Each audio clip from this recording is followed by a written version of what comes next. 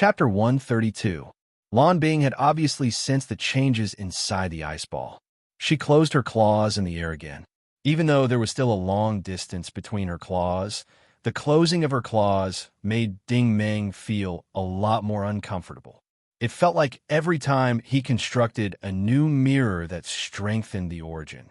The pain in his chest was almost suffocating.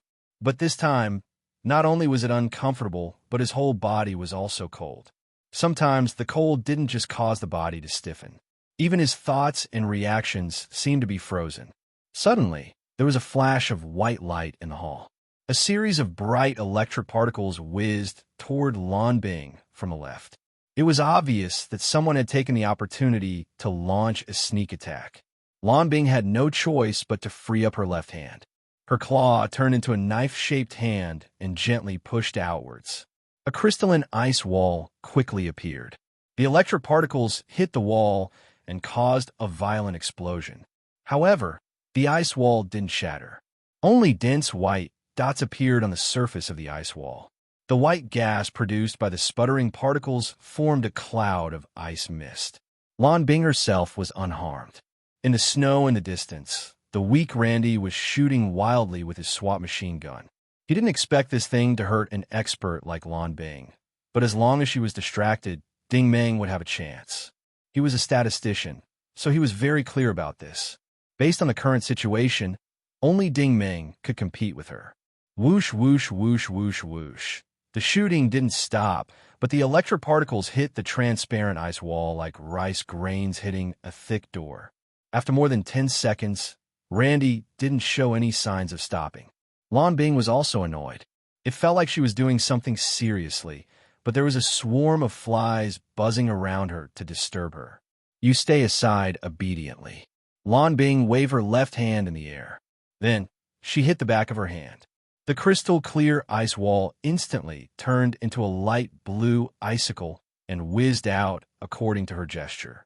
The icicle wasn't big, and it wasn't fast, but it was impossible for someone like Randy to dodge it. Randy was also anxious. He got up and fired, holding the trigger. The electric particles hit the icicle and were all bounced off. Just as the icicle was about to pierce through his chest, someone beside him leaped up and pushed him to the ground. However, the icicle hit the person's back and exploded. Randy turned around and couldn't help but exclaim, Miss Chu, are you okay?" Chu Shaoqing was curled up on the ground, blood dripping from the corner of her mouth. Even with her body-tempering ability, she was still in such a state. It could be seen that if the icicle had hit Randy, he would have been chopped into minced meat. Fortunately, I can hold on. Chu Shaoqing sat up with difficulty and waved at him. Randy, don't be silly. Find a place to hide first. Their battle is not something you can get involved in. Ding Meng's current situation was extremely dangerous. Ice-type origin energy had already seeped into his body and consumed a large amount of heat energy. Logically speaking, he should be able to activate the sixth origin at this time.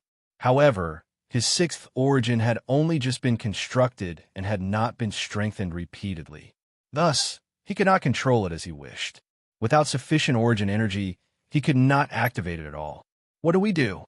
Little Rascal was also getting anxious. How was this damned beauty so powerful? Xiao AI said. Didn't you want to get your hands on her? Do you still want to do it now? Little Rascal said, You bastard Xiao AI. Hurry up and think of something. Ding Meng can't hold on for much longer. Xiao AI said, What can we do? The opponent's origin energy index is too high. ACT 5570's index can't increase. This is called being inferior. Little Rascal said, You're still in a mood to make sarcastic remarks? If Ding Meng dies, the two of us will die with him. Xiao AI's voice was truly emotionless. If we die, then we die. It's not like I haven't died before.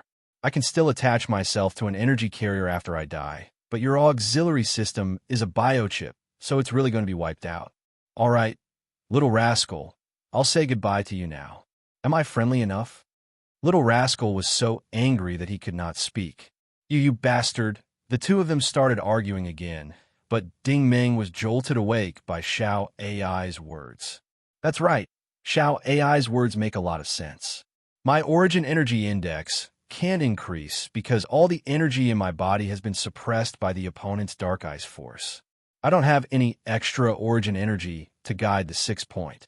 If I can guide some extra energy, then I should be able to break this ice ball. Hee. Extra origin energy? Why am I so stupid? He completely ignored the thing next to him. Ding Meng's heart suddenly calmed down. His telekinesis vision shifted from Lan Bing to his back. Even though the energy carrier behind him was much weaker than before, it was still changing color. This meant that it could still conduct energy for him like before. Ding Meng endured the pain and forced himself to stay alert. He patiently waited for the red in his vision to arrive. After Lan Bing dealt with the interference, she no longer paid attention to Ding Meng. She was now at ease dealing with Ding Meng. Her claws continued to freeze the ice ball. She did not want to take Ding Meng's life, but she was determined to freeze Ding Meng. It was not that Ding Meng was a threat to her, but she wanted to take Ding Meng and the energy carrier away. It's fine if you don't submit. I'll freeze you and bring you back to the laboratory on Sea Heaven's Pole Island. I don't believe that I won't be able to research anything. At most, I'll dissect you and then freeze your genes. Suddenly, she sensed someone approaching from the flank. The person wasn't fast, but there was something in his hand that was flashing and emitting a beeping warning sound. Not good. Lan Bing quickly raised her guard. She had already seen clearly that the thing in Chu Xiaoqing's hand was an IT-type wave energy bomb. This thing was not usually used to blow people up, but to blow up tough and complicated terrain. Chu Xiaoqing's plan was even more sinister than Randy's. She obviously wanted to blow up the ground under Lan Bing's feet and indirectly affect Lan Bing's casting of Dark Ice Force. This would reduce the pressure on Ding Meng. Don't even think about it. Lan Bing quickly retracted her left hand. Then, she slapped the ground under her feet with one palm. The blue ice energy produced by the dark ice extinction palm immediately rushed toward Chu Xiaoqing from the ground. Along the way, it exploded and created a 5-meter-tall snow wave. She had indeed hidden it well. The dark ice extinction palm she used on planet TT-12 was definitely not this powerful. However, Chu Xiaoqing was not afraid at all. At this moment, she activated both the resilient Nirvana technique and the crystal armor at the same time. Her whole body was wrapped in a layer of bright, white energy. Upon closer inspection, it was actually a layer of almost transparent crystal armor. It must be an extremely strong defense. She hugged the energy bomb and rushed forward recklessly like a tank. Not only did the dark ice extinction palm not freeze her, it also did not send her flying. This was something that Lan Bing never expected. She did not underestimate Chu Xiaoqing's strength, but she underestimated her courage. This was clearly a method of sacrificing 1,000 to kill the enemy. Clang! A white sphere suddenly appeared in the hall. However, this time, it was not an ice ball, but a ball of light. The ball of light did not explode immediately. Instead, it rapidly expanded to form a spinning force field. The force field spread out in all directions like a wave of light. There were also a few thick energy currents twisting and making sizzling sounds, as if they were burning everything inside.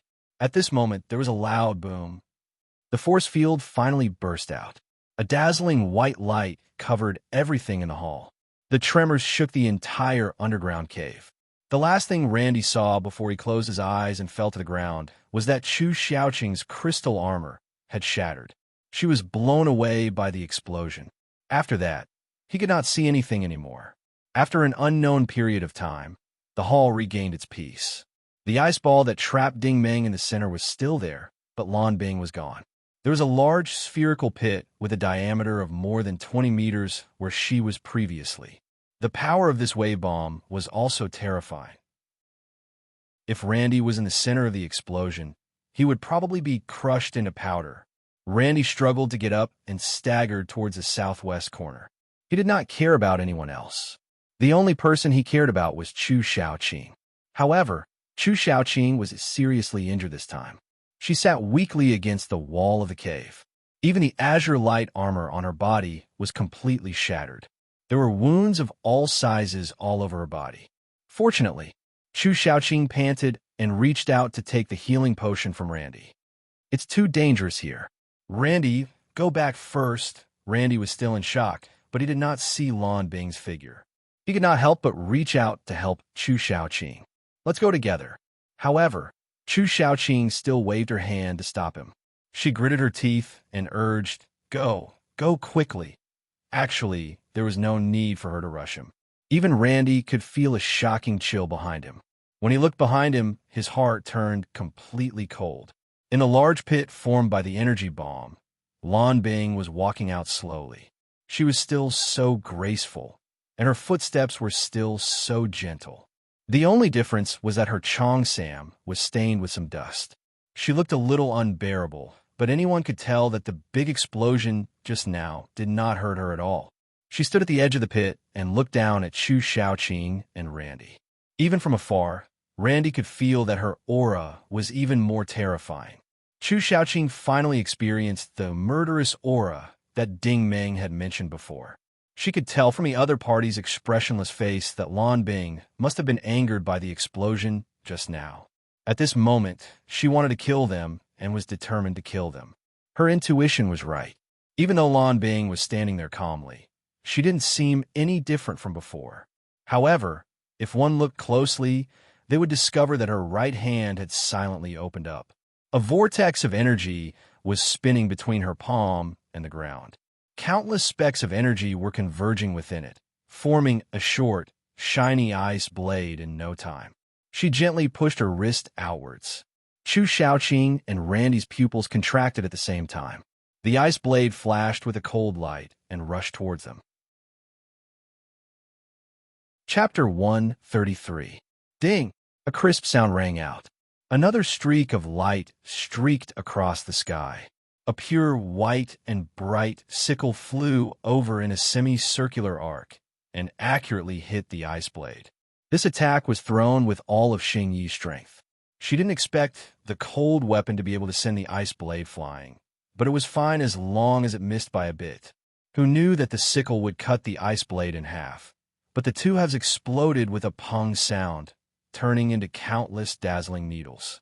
The needles didn't stop and were still aimed at Chu Xiaoqing and Randy. The ice blade was only a stab when it attacked, but now it was a cover when it turned into needles. This cover completely covered the two of them. There was no way to dodge, not to mention that Chu Xiaoqing didn't have the physical strength to dodge. Leaning against the wall, she could only wait for death. At this time, Randy did something that no one expected. Just like how Chu Xiaoqing had saved him, he also flew up from the side and threw himself at Chu Xiaoqing, hugging her tightly.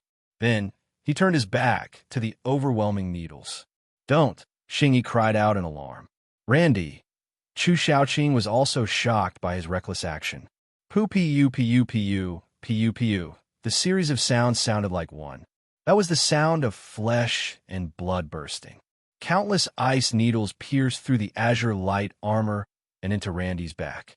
Fresh blood spurted into the air like a fountain, blooming like a flower in the snow mist. However, Randy didn't make a sound from beginning to end. He didn't even make a sound. He only used all of his strength to hug Chu Xiaoqing. He hugged her so tightly that he was afraid that he would lose her if he let go. He had been pursuing her for the past few years, and she had always kept a distance from him. In fact, he also knew that he couldn't enter her eyes, but he still stayed by her side without hesitation. Perhaps his motive wasn't anything else but to look at her a few more times. As for the action of hugging, it was something that he didn't even dare to think about, but this time he really hugged her. It was a pity that this was the last and only time. The ice needles dissipated energy in his body, and Randy's entire body froze at a speed visible to the naked eye. He still maintained his hugging posture and didn't even move an inch. His eyes were firmly fixed on Chu Xiaoqing. It was only when the layer of ice was about to spread to his neck that he tried to squeeze out a smile. Just like how he usually showed Chu Xiaoqing a self-righteous and gentlemanly smile, he tried his best to say his last sentence. "Miss Chu, I'm sorry. I have to go first." As soon as he said that, the layer of ice instantly spread to his face, completely covering his entire body. Furthermore, it was still making cracking sounds as it thickened. In just 2 seconds, Randy had turned into a real ice sculpture. Even his blood had been frozen, making him look like a large human blood ruby. At this moment, Star Art's tears flowed out of their eyes. Chu Xiaoqing's eyes also sparkled, but she didn't cry. All her tears turned into endless anger and crazy howls. Randy would never be able to answer her again because the ice sculpture shattered and turned into bright red ice shards. Strangely enough, Lan Bing didn't use another martial skill after witnessing this scene. She seemed to be deep in thought. Chu Xiaoqing sat on the ground and looked at the ice shards all around her. She didn't know whether to cry or laugh, whether to cheer up or to be numb. She just sat there paralyzed. She felt that she had nowhere to run and nowhere to go. She was like a hollowed-out sack. However, at this moment, the ice ball in the middle of the hall suddenly changed color. It turned from purple to blue, from blue to green, from green to yellow, from yellow to red. The ice ball finally turned into a red ball. The red ball suddenly melted like molten steel. The ice and snow on the ground quickly turned into steam and rose up. A figure slowly walked out of the steam. Lan Bing turned to look at Ding Meng. The golden diamond mirror image on Ding Meng's body had disappeared, but it was replaced by an even more powerful and scorching aura. This aura even made her feel a long-lost shock. This Ding Meng was either a high-level origin energy warrior or a 6-star cultivation technique. The question was, he was already imprisoned. How could his strength increase so much in such a short period of time?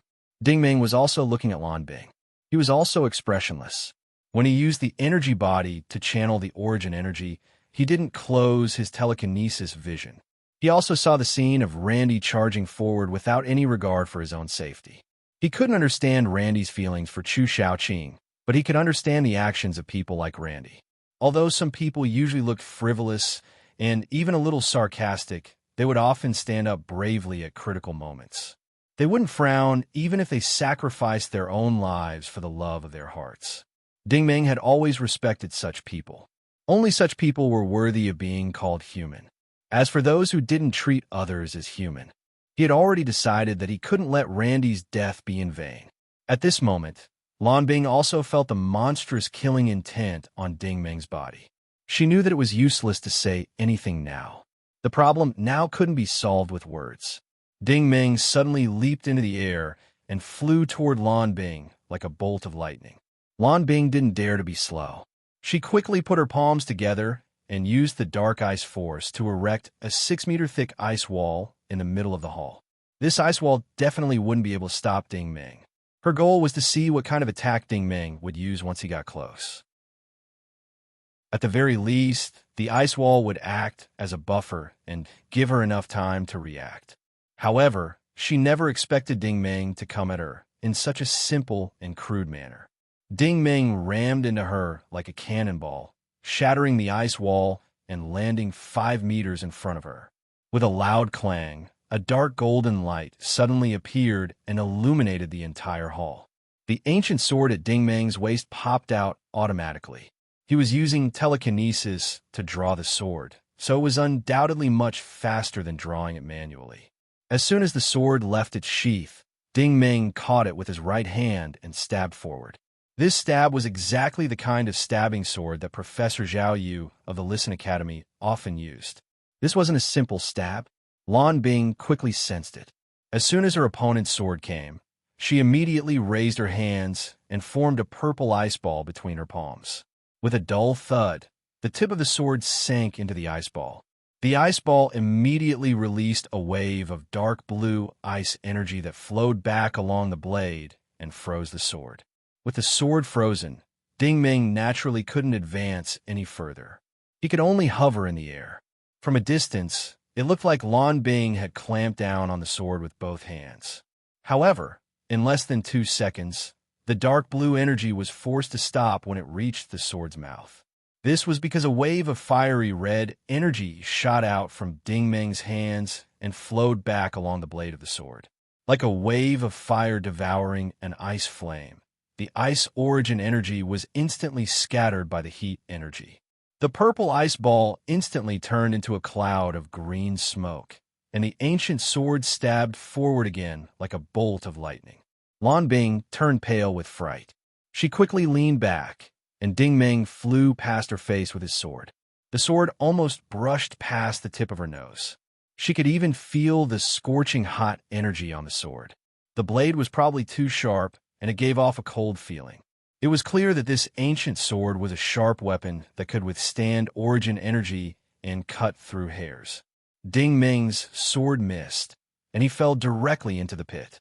Just as he was about to hit the bottom of the pit, the tip of the sword suddenly pressed against a stone slab at the bottom of the pit. The sword suddenly twisted into a half-arc. He exerted more force with his wrist, and the sword miraculously became taut. With a clang, Ding Ming used this opportunity to leap back. At this moment, Lan Bing had just straightened up and didn't even have time to turn around when Ding Ming's counterattack arrived. This counterattack was Chu Xiaoqing's 9 forms of the swallow attack. He spun in the air, and although it looked like he was sweeping his feet, it was actually a feint. After Lan Bing took a few steps back, Ding Ming landed on the ground. He leaned forward, bent down, and slapped the ground with one palm. His entire body stretched out, and like a swallow, he flew up diagonally. Naturally, the dark golden sword light was mixed in with his movements. It wasn't scary to know martial arts, and it wasn't scary to have a high realm of martial arts. What was scary was people like Ding Ming, who could combine many martial arts together and use them flexibly. Not only was this strike faster, it was even more strange. It was clearly aimed at the lower abdomen, but it suddenly turned into a diagonal slash from the bottom up. Gee, Lan Bing staggered back a few steps. She looked down and saw that a large piece of her chi pao had been torn and a deep wound had appeared on her shoulder blade. At this moment, the shock on her face couldn't be concealed. She was a high-level ice attribute origin energy warrior, and at her level, she was far stronger than a normal high-level origin energy warrior. Only a War Reverend level character could pose a threat to her. Ding Ming being able to injure her could be said to be quite impressive. What surprised her was not Ding Ming's explosive increase in strength, but Ding Ming's terrifying transformation during this period of time.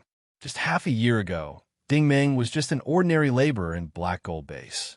Even a normal person with a certain level of foundation might not be able to become an origin energy user in half a year. However, Ding Ming had already become a warrior. This speed, even the geniuses of the Federal Empire might not be as fast. We're raising a tiger to invite calamity. This was the only thought in Lan Bing's mind. TSK, her skin is so good. Do you see it? Little rascal praised. Look at her collarbone. It's really concave in too.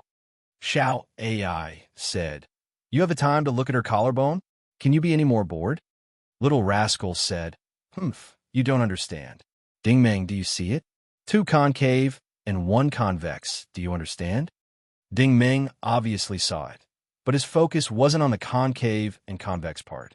What he saw was that the wound on Lan Bing's shoulder wasn't bleeding at all.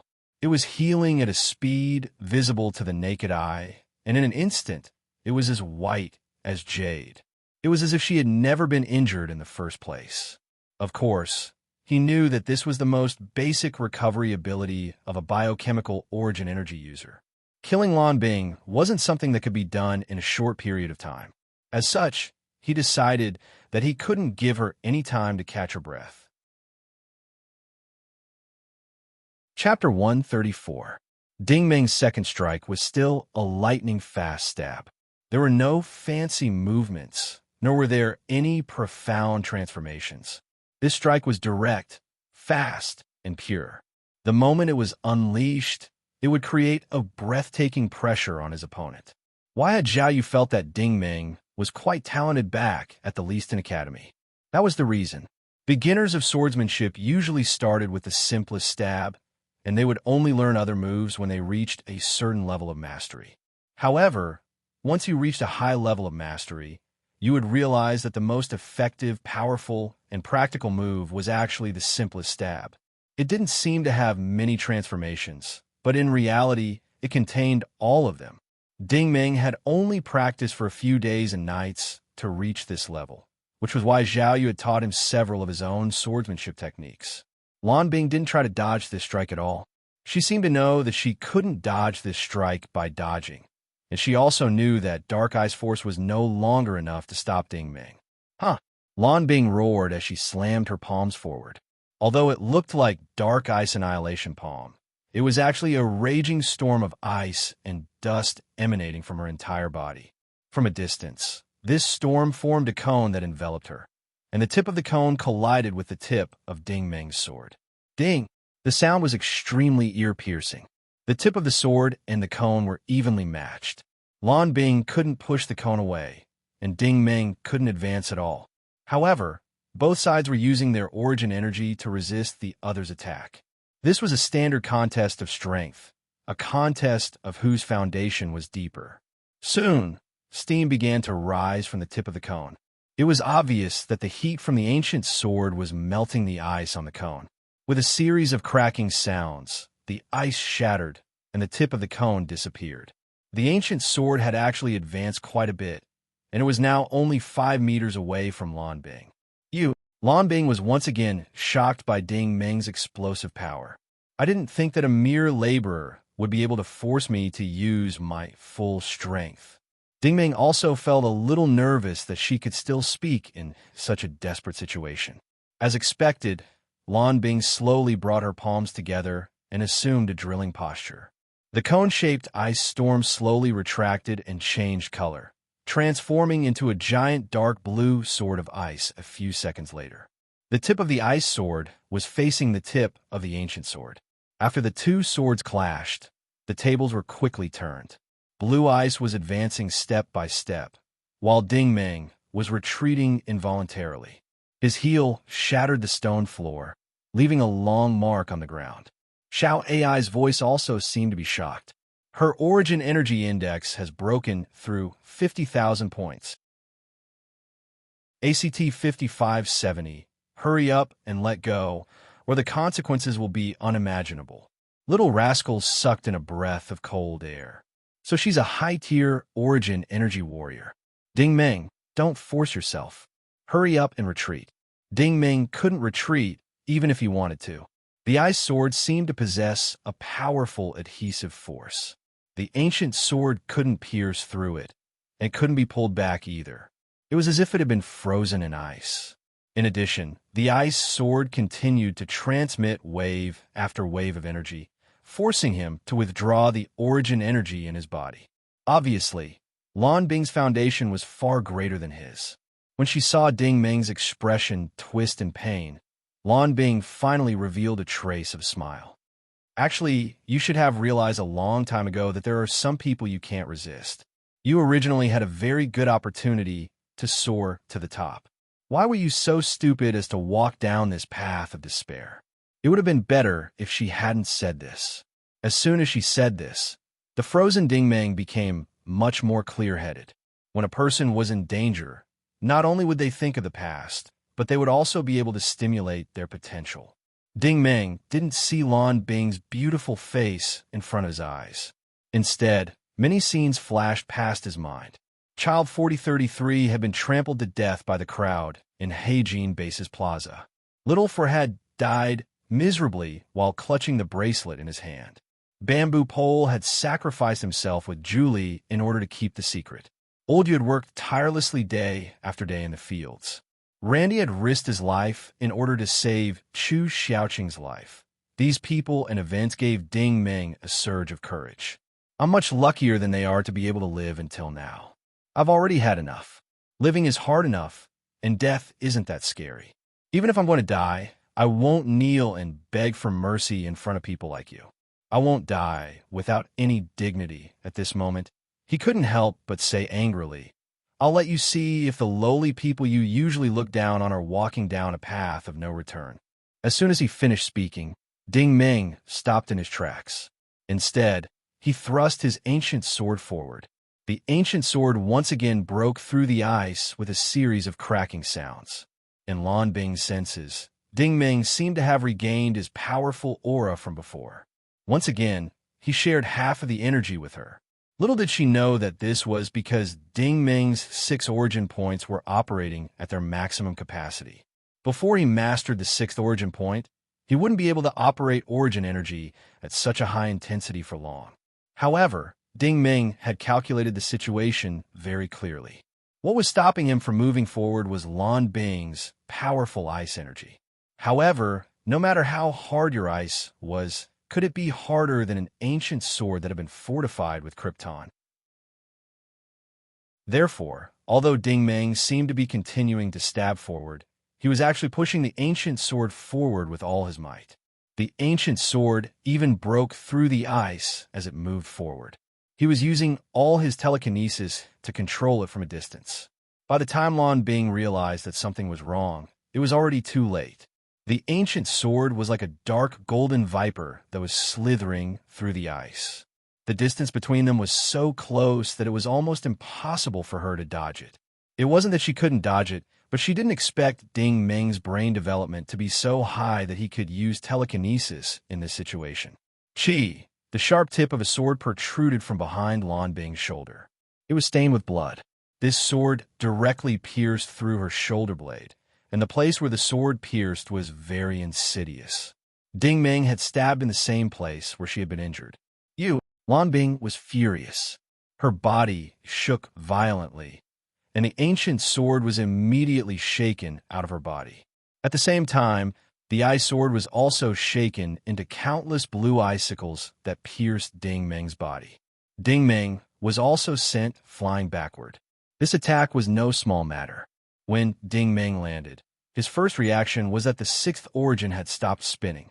Apart from the first origin, the other 5 origin points had all stopped spinning to varying degrees due to the impact. As for the wounds on his body, he didn't have the time to pay attention to them. His whole body was freezing at a speed visible to the naked eye, just like Randy. However, Ding Ming wasn't as strong as Randy. This layer of ice only froze him temporarily. It was far from enough to kill him. Just when he thought that Lan Bing was going to kill him, Lan Bing suddenly turned her head and yelled at Long Ming in the distance. "Kill her. I'll leave with you later." Long Ming, who had been laughing like a fool, suddenly returned to normal. This was obviously because Lan Bing had used telekinesis to dispel his illusion and control his mind at the same time. **T. Ding Ming cursed inwardly. After Long Ming recovered, he immediately sprinted toward the southwest of the hall. The dying Chu Shaoqing was leaning against the blind spot. In this state, even a normal person could easily take Chu Shaoqing's life, let alone Long Ming. Little rascal couldn't help but say anxiously, "Damn it, how cunning." Xiao AI said, "ACT 5570, don't worry about him. That woman is controlling the carrier. Stop her." Ding Ming also saw with his telekinesis vision that Lan Bing had floated to the center of the hall. She took out 2 cup-shaped metal instruments and covered the energy body from both ends. The energy body's fluctuations were almost negligible at this time. Ding Ming suddenly realized that he had injected extra heat into the energy body. How could Lan Bing not have sensed it? Even if she didn't know where the heat came from, at the very least, she could sense that the energy body's fluctuations had weakened. The question now was, stop Lan Bing or stop Long Ming? Long Ming's body had turned fiery red as he ran. This was another sign that he was about to use his soaring flame style. Ding Ming half knelt on the ground. He gritted his teeth and forcefully activated the first 4 origins. This was the limit of what he could do in his current state. 2 seconds later, the layer of ice on his body cracked. He waved his hand again, and the ancient sword on the ground whizzed back into his hand. Ding Ming got up and rushed toward the southwest corner of the hall. When he had been trapped by dark ice, Chu Shaoqing had rushed over with the energy bomb to save him, even injuring herself in the process. Now that Chu Shaoqing was in danger, Ding Ming would naturally choose her. This was his principle. Since you've chosen me, I can't abandon you at a critical moment like this. Long Ming was still running. His origin energy flowed smoothly, and he focused all his energy on his left fist. Chu Shaoqing's figure was getting closer and clearer. He had spent at least a year training in flame energy rushing fist, flame energy penetrating force, and flame energy spatial style. He couldn't defeat Ding Meng because Ding Meng's origin energy was too strong. However, he was confident that he could defeat Chu Shaoqing, let alone a dying Chu Shaoqing. Therefore, when he was still 10 meters away, he was confident that he could defeat her. Suddenly, he felt a flash of light in his field of vision. Before he could even see where the light came from, he felt himself flying up and almost flew to the top of the hall. When he lowered his head again, he found that Ding Meng was standing right below him, maintaining a half-kneeling posture with her head lowered. The sword in her hand was raised diagonally behind her back. Then he saw himself standing behind Ding Meng, less than 3 meters away from Chu Shaoqing. He was still in the soaring punch position, but his head was gone. He finally understood what this ray of light was. The moment he punched, Ding Meng glided over from the side. With a backhanded slash of her sword, she directly cut off his head into the air. The wound on Randy's neck was spurting blood. It was the same scene when Randy died. Blood bloomed in a massacre like a flower blooming at dawn. It was clearly a terrifying death, but it looked so beautiful.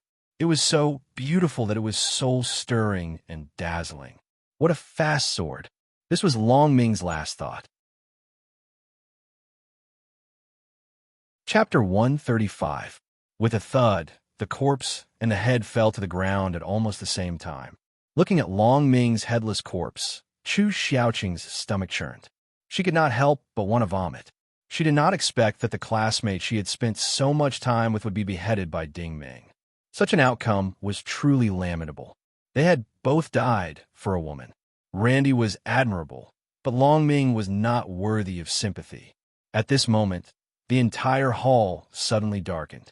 The green glow on the walls gradually dimmed, and the whole world returned to the suffocating darkness of the underground mine. Ding Meng turned his head to look. The energy body in the center had disappeared. Instead, it was Lan Bing who was carrying 2 small silver metal boxes. She sneered. "Goodbye. If you're lucky, we can continue to play next time. If you're unlucky, we'll never meet again." After that, her figure drifted towards the entrance like a ghost, disappearing in the blink of an eye. At the same time, the entire hall shook violently. Countless rocks and sand fell from the ceiling like rain. Ding Meng had experience with this kind of tremor. This was not a normal tremor. Something big must have happened. Sure enough, Little Rascal's tone became serious. "Unknown life forms have been detected. They're everywhere. The number is impossible to calculate." Xiao AI said, "The energy carrier has lost its fluctuations. All the mutant creatures have awakened. ETA, 5 minutes and 20 seconds. Let's get out of here quickly." When Ding Meng drove the mystic bird to escape from the dead silent star, she had seen the scene of those monsters blotting out the sky. Unless it was an interstellar fleet or a super powerhouse, no one could contend against them. Ding Meng pulled Chu Shaoqing up. "Miss Chu, can you walk?" Chu Shaoqing gritted her teeth. "I can still hold on." Xing Yi also ran over. "Sister Chu, let me help you." Just as the 3 of them were about to leave, a figure jumped into the entrance like a rabbit. Clawley had already been shocked by the battle between Ding Meng and Lan Bing. He would be an idiot if he didn't run now. However, Ding Meng couldn't be bothered with him. He simply carried Chu Shaoqing on his back and ran through the tunnel. Xing Yi followed closely behind. She was a light-speed origin ability user. She might not be good at other things, but her speed could definitely keep up. However, while running, Xing Yi couldn't help but sigh. "I really didn't expect those 2 to be such people." Chu Shaoqing was still immersed in the pain of Randy's death. She said sadly, "I really shouldn't have let Randy come down." Xing Yi sighed. "Sister Chu, don't be too sad. He insisted on coming with us." Chu Shaoqing sighed and remained silent.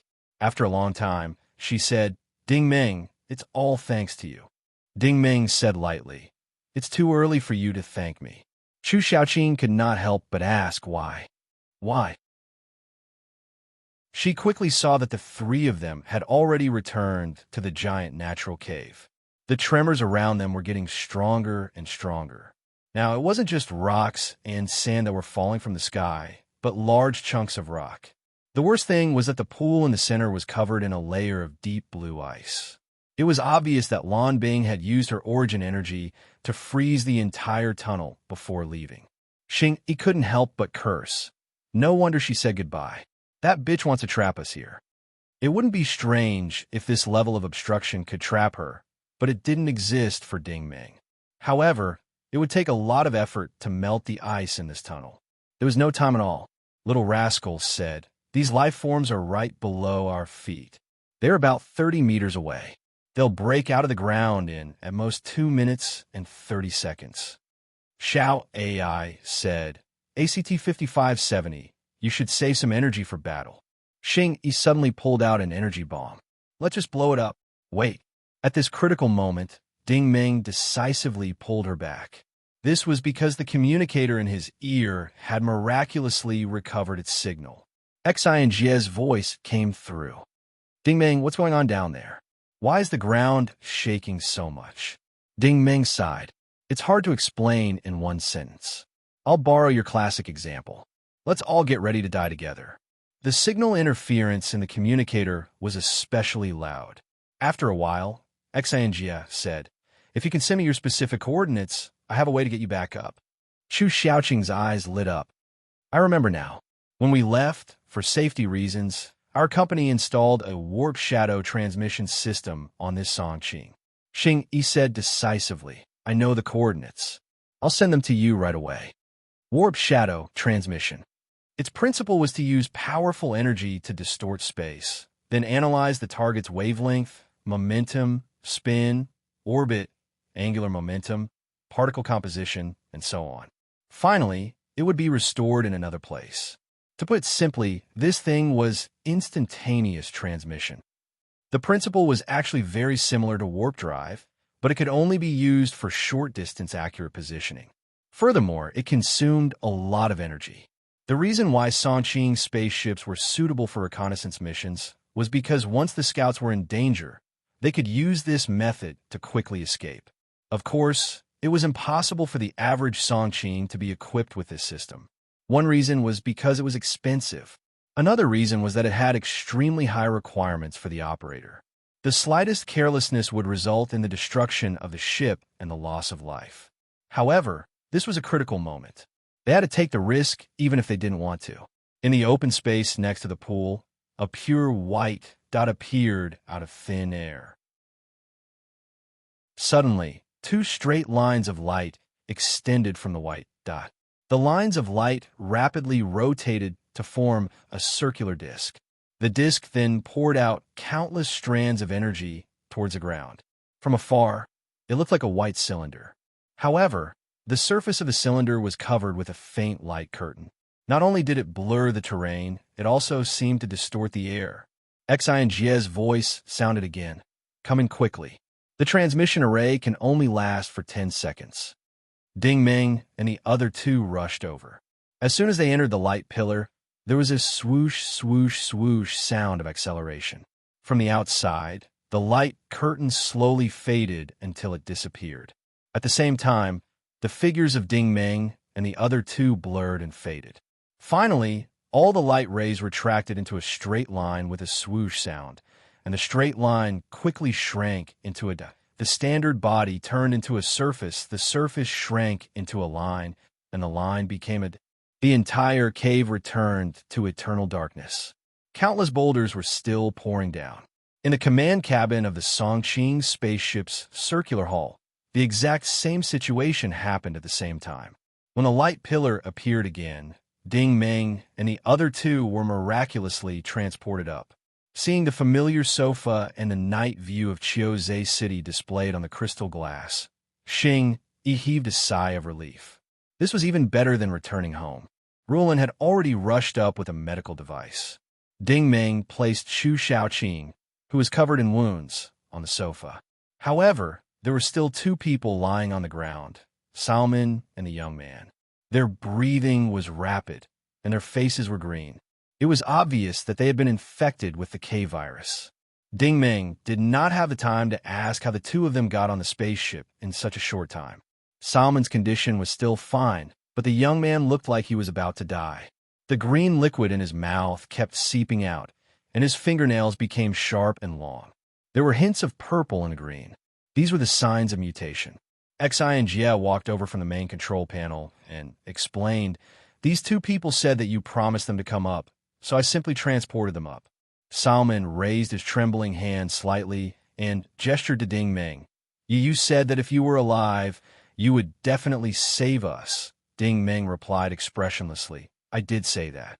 Seeing this expression, Salman misunderstood. He pointed at the young man and said, "You can ignore me, but please save him." Ding Ming frowned. Clearly, he did not understand what he meant. Salman panted and said, "His family is still waiting for him. He's the only one left from our group." This answer was irrelevant, but Ding Ming did not hesitate. He cut his finger and sprinkled a drop of blood on each of them.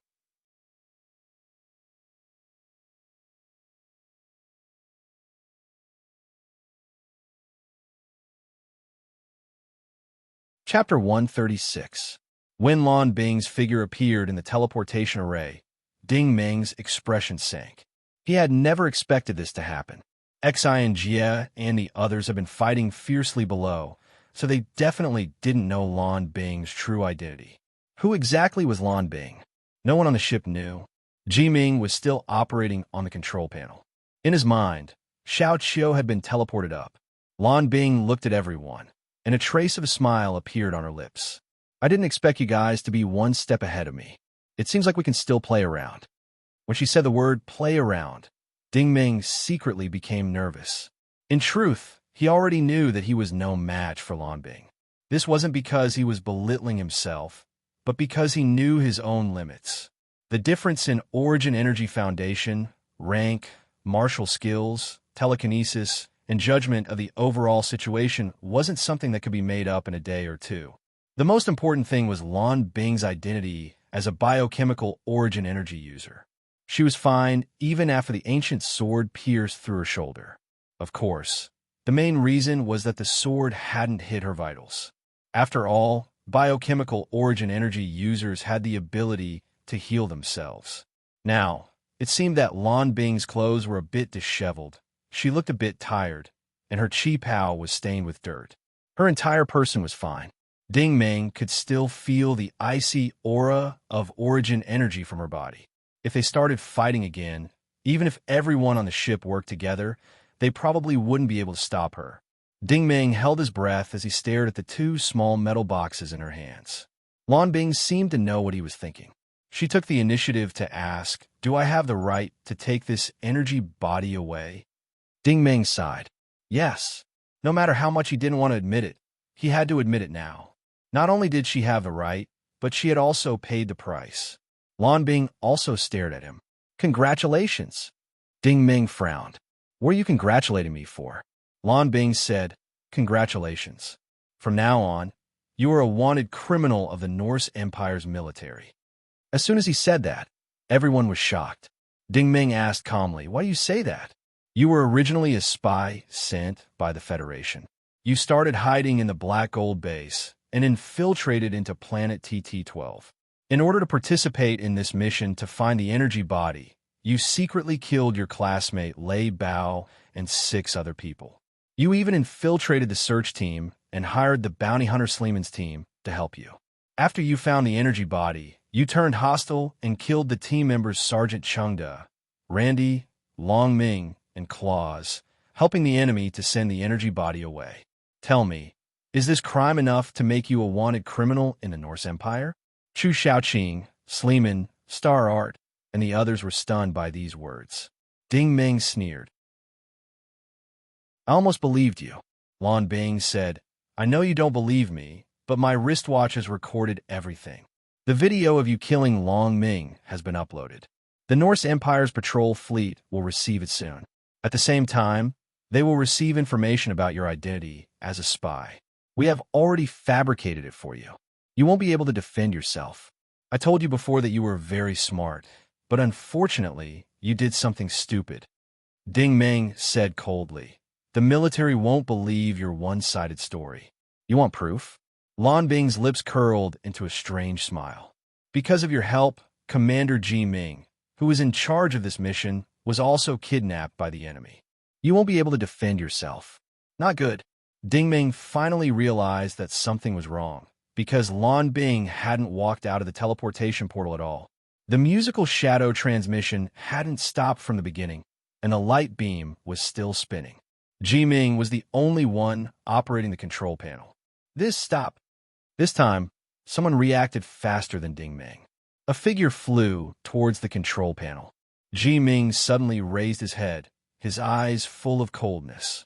There was a muffled sound, and a light yellow energy bullet hit the figure's chest. Xian Jia still couldn't jump over, and his whole body flew backward, smashing the sofa and coffee table behind him. When he looked up again, an energy pistol had appeared in Ji Ming's hand at some point. The muzzle light was blinking. It was obvious that he had been prepared in advance, secretly charging the pistol. As soon as the shot was fired, Ji Ming suddenly turned around and walked towards the teleportation portal. At this time, the light beam started to speed up, and all the light beams retracted. Lan Bing and Ji Ming disappeared at the same time, as if nothing had happened in the command module. This change really caught everyone off guard, and they didn't even have time to react. It turned out that Lan Bing's last move was actually left on this Songqing spaceship, and Ji Ming was her final trump card. At this moment, Ding Ming was enlightened. He finally understood the ins and outs of the matter. Lan Bing's spies were planted within the imperial military, and then she bribed Long Ming and Claus. At the same time, she also hired Salmon to assist her. This was called triple insurance, even though Salmon was dismissed by Ding Ming with just a few words and was of no use. From the beginning, Lan Bing had disguised herself as Xiao Qiu and came to Ding Ming's side. She had already set up a huge trap for everyone, including Ding Ming, Chu Shaoqing, and even the military. She was waiting for them to fall in her trap, and then she would use Ji Ming to activate the Chu Ying transmission to escape. She even pushed all the blame on Ding Ming.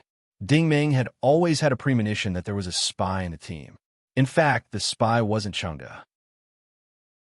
Chengde knew about it, but he died too quickly. Long Ming and Claus weren't spies either. They were just scapegoats. The real spy turned out to be Ji Ming.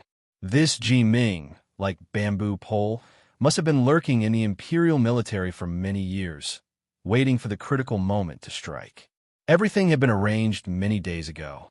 This lesson left a deep impression on Ding Ming, but now is not the time to be angry. Ding Ming quickly turned around and ran to the sofa. Fortunately, Rulin was next to him. The medical device spewed out a large amount of sparks that directly enveloped Xian Jia. Fortunately, he was wearing the azure light armor. The shot didn't pierce Xian Jia's heart, but only broke 3 of his ribs. Not long after, Xian Jia sat up, panting. He suddenly laughed. "Do you know what I want to do now?" Ding Ming couldn't help but ask. "What do you want to do?" Xian Jia laughed again. He was so angry that he laughed. "I want to sing a song for you. It's called A Man Should Be Strong." Xing Yi's eyes widened. She really couldn't understand how this guy could still laugh at a time like this. Xian Jia looked at everyone and said seriously, "You were played around by a woman and ended up like this. Don't you feel embarrassed? Does your face hurt?" Others might still be confused and didn't know the ins and outs of the matter, but Ding Ming's face was burning. He was the one who knew the truth of the matter the best. He had thought of almost all the questions and deduced the unreasonable parts, but in the end, he still let Lan Bing take the energy body away. The main thing was that she took it away in such a way that he couldn't stand it. It was one thing to say that he was not as good as her and was taken away by force, but she just offered a price, made some conditions, revealed her true identity, and didn't even really sell her body. She easily tricked him and even made him a scapegoat. This kind of failure was detestable. Rulin said, "Sergeant Xian Jia, what do we do now?" "Go back." Xian Jia stood up, patted the debris off his body, and straightened his lapel. "I can go back, but some people can't now." This was the truth because what Lan Bing said just now wasn't an exaggeration. If things went wrong, Ding Ming would be arrested by the military once they got back. Everything else aside, Lei Bao and the others died in such a way that Ding Ming couldn't get rid of the suspicion after the investigation. Chu Shaoqing suddenly raised her hand. "When the time comes, I will testify for Ding Ming that he is innocent. Xing Yi also stood up. Yes, I will also testify for Big Brother Ding Ming. What's the use of that? Xi and Jie didn't even look back as he walked towards the control panel. You women are too simple-minded. If we go back to the fleet empty-handed, even if the military doesn't pursue the matter, how can we still have the face to continue living? Will the military still satisfy your demands? Chu Shaoqing frowned and said, Then what should we do now? Xi and Jie's fingers were working on the control panel, but his eyes fell on Ding Ming. I've always thought that stealing is not shameful because it's an art. Ding Ming's eyelids drooped.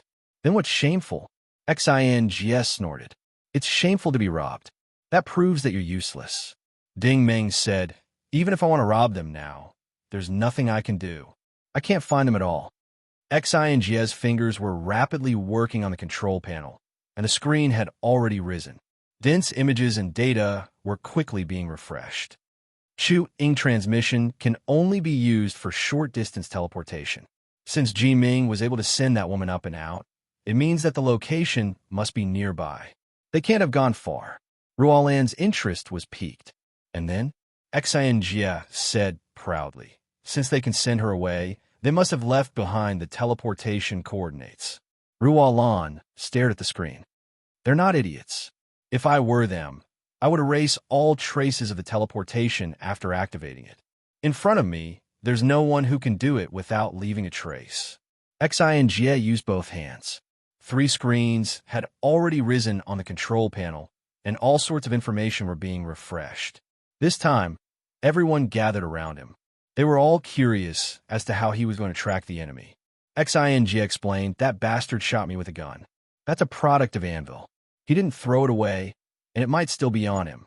So, as long as we can analyze the particle composition of the gun, we'll be able to get the coordinates. Sure enough, the screen in the center of the screen quickly beeped a string of data. 36, 2811, 0, 43. No one could understand the data, but as soon as the data appeared, Ruolan also turned on the ion detection system on the control panel. The scene of the scene was quickly displayed. It was a lonely desert. The sun shone down from the sky, and the color of the sand was strange and varied. We're outside. Chu Shaoqing reacted. Xing Yi hesitated. But there's nothing on the desert. Ding Ming muttered. For Blue Ice to plan this operation, she must have made sufficient preparations. She couldn't have teleported herself into the desert. She must have received us there. Everyone immediately understood. They looked at the screen again and saw that the image had been enlarged. Although the color of the desert was colorful, it was actually not flat. It was obvious that there were wavy traces left behind by the aircraft. They escaped with the other ships. Sleeman was undoubtedly very experienced in this area. Turn on the quantum detection system. Xi and Jie decisively ordered. Ruolan hesitated. Once it's turned on, the energy consumption will greatly increase. Moreover, we'll lose our disguise and be easily discovered. Xi and Jie said proudly. What are you afraid of? If I say turn on, then turn on. If you don't, everything will be over when they fly out of the atmosphere. Chapter 137. In fact, there was no need to turn on the quantum detection system. Just ion detection was enough. The central screen changed again, and they could clearly see a spaceship soaring through the sky, breaking through the clouds.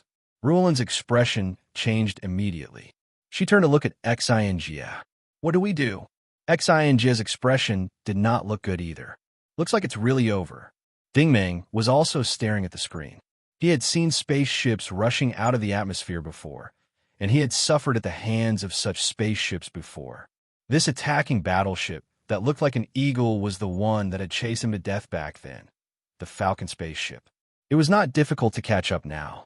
The Songqing speed was far superior to the Swordfish, Falcon, and Blazing Shark spaceships. However, catching up was one thing, and whether or not they could snatch back the energy body was another. The Songqing's characteristics were very obvious. It had abundant energy, was extremely fast, and was equipped with an excellent detection system. It also had decent defensive capabilities, but its attack system was too weak. It was only equipped with 3 particle laser cannons, and these were only installed when the Songqing was deep in a war zone or an unknown region. Anvil Corporation Songqing was also equipped with a particle laser cannon, but the Falcon spaceship was not slow either, and its attack system was much more powerful. If they caught up and were discovered by the enemy, they would turn around and open fire. It was not clear whether the Songqing would be fine, but they could forget about the energy body. At this time, the quantum detection system was completely activated, and a 3-dimensional interstellar map rose up on the main control console. There was a red dot in the outer space of the K-8 system, and the Falcon spaceship seemed to be flying toward the red dot. "What's that?" Xing asked. Ruolin immediately zoomed in on the image. However, this image was no longer a real-time image, but a 3-dimensional simulation. After all, the distance was too far, and the radar had already reached its limit. Silman suddenly let out a long sigh. "If I'm not wrong, from the outside, that's a Falcon spaceship. It should have been parked there long ago to meet them." Everyone present understood what he meant. If there was an interceptor, then there should be a mothership or a large leading starship in the nearby star system. That was not something the Songqing could stop. Not to mention stopping a mothership. The interceptor could activate its railgun and blast directly into the K-8 system. Ruolin turned to look at Xing again. Based on their current speed, it will take 48 minutes for the Falcon airship to reach the interceptor. Xing was silent and didn't answer, but looking at his expression, one could tell that he was very unwilling. No one spoke. The atmosphere in the command room was very quiet. Everyone knew that this mission was basically a failure. Chu Shaoqing sighed. "Forget it. Let's go back. I'll just treat this trip as an opportunity to broaden my horizons." In fact, she was the one who was the most indignant. For this operation, the Chu family had used a lot of resources, money, and effort, only to end up in a sorry state. What made Chu Shaoqing the most upset was Randy's tragic death.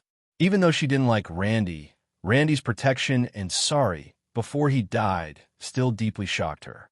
If she had a choice, she would rather not have organized this operation. Randy would not have lost his life. As for joining the military, going to the war zone, serving the country, and winning honor, these great goals and lofty ideals, how could they be more important than a precious life? At this moment, Chu Shaoqing had a deeper understanding of this sentence. It was a blissful thing to be alive. Just as everyone was silent, Ding Meng suddenly said, "If we catch up now, how long will it take?" Ruolin was stunned, but she still answered, "If we travel at normal speed, it's estimated that we can catch up to them in 20 minutes. If we activate the ion drive, we can catch up to them in 8 minutes. However, the ion drive will expose our coordinates, so it's very risky." Ding Meng could understand the so-called very risky. The Falcon airship did not need to turn around, and the interceptor could fire from a long distance to cover Lan Bing and the others. Ding Meng looked at Xing. "You can disable their weapon system, right?"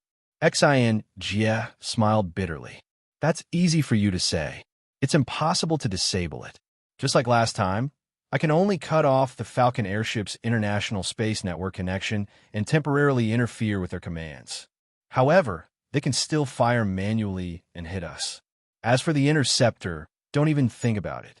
If I can interfere with it from such a long distance, I can only do magic." Ding Meng pondered and said, "Does the Songqing airship have enough energy to support it?"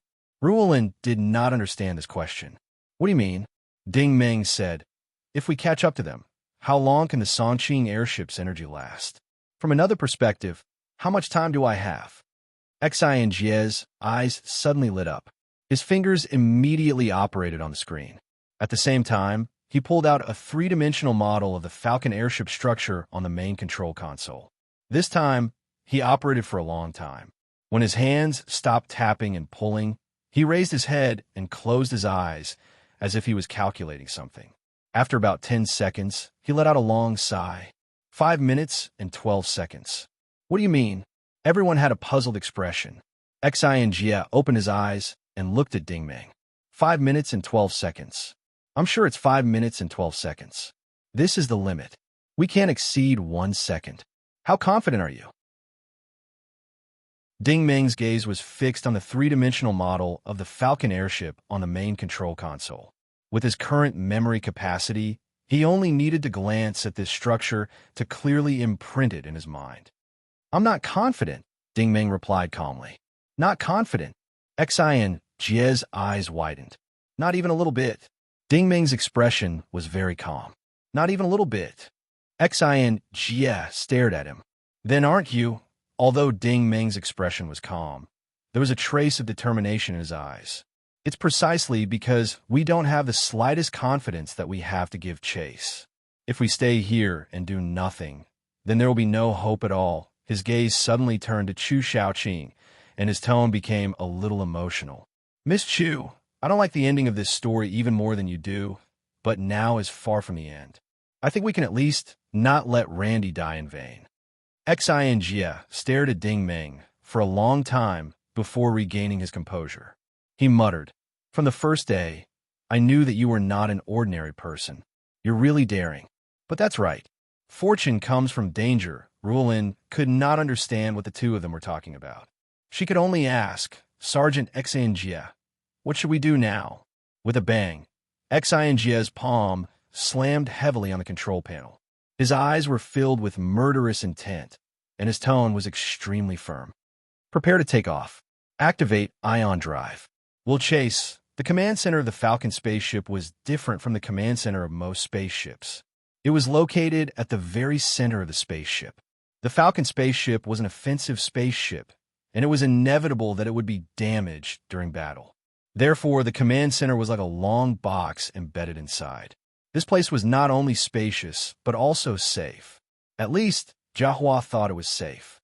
At this moment, the spaceship had already flown out of the dead silence planet's atmosphere. The interceptor ship was waiting in space outside the K8 system. Furthermore, there was the Sea Heaven's Pole Island. Even if they encountered the Norse Empire's patrol fleet, Jiahua was not afraid at all. Jiahua was confident that they could return safely. This operation could be said to be a complete victory and a fruitful return. Half a month ago, after the operation on TT-12 failed, he received an order from Chui Feng. This time, Miss Bing took over and was fully in charge of the operation. Jiahua's mission was to send a Falcon spaceship to hide on the dead silence planet and wait for the K virus memory to be transported back to the Sea Heaven's Pole Island. After receiving this order, Jiahua could not believe his eyes. Was it that simple? However, when he found out that this was an order from Miss Bing herself, he could not remain calm. He also vaguely guessed that Miss Bing would be personally involved in this operation. Of course, the main reason was because of Miss Bing's beautiful face.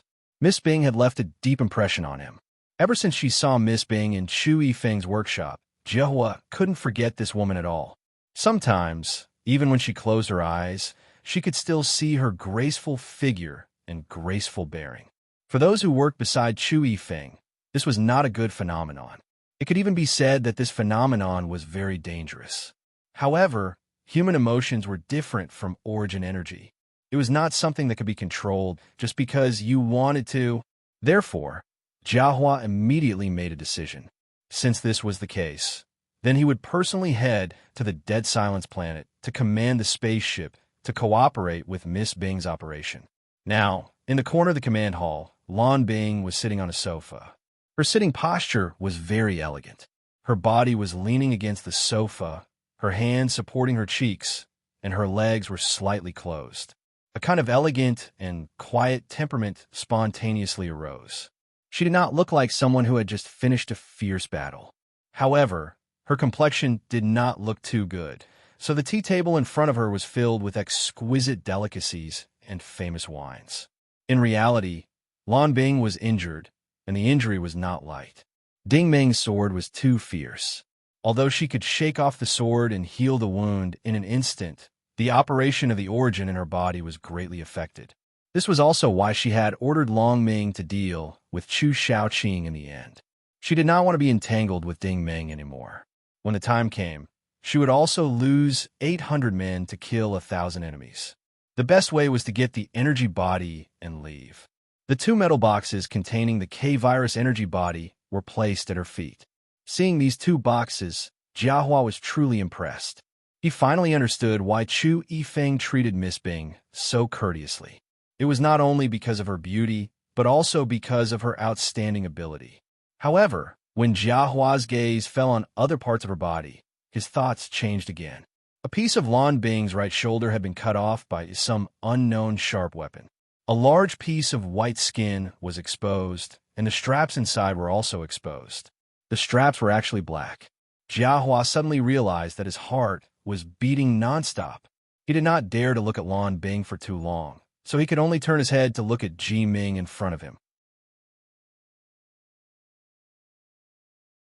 Chapter 138. Ji Ming was still wearing the Nuoxing Empire's military uniform, but that didn't affect the others' impression of him.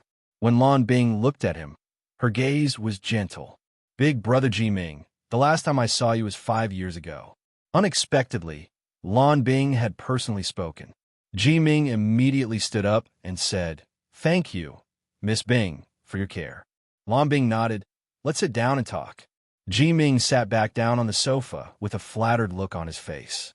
Lan Bing sighed. "Brother Ji Ming, you've been wronged all these years. It's all thanks to your help that everything went so smoothly." Ji Ming smiled modestly. "Miss Bing, you're too kind. If it wasn't for you and young Master Feng, I'd still be farming in my hometown." Lan Bing nodded. "Your mission is complete. You can go back to the Federation now. The company will reward you based on your performance. Have a good time with your family." Ji Ming could only thank her again. "Thank you for your care, Miss Bing." "Thank you." Lan Bing was about to say something when she suddenly frowned. Her face twisted, and it was clear that she was in great pain. Ji Ming stood up in shock. "Miss Bing, are you okay?"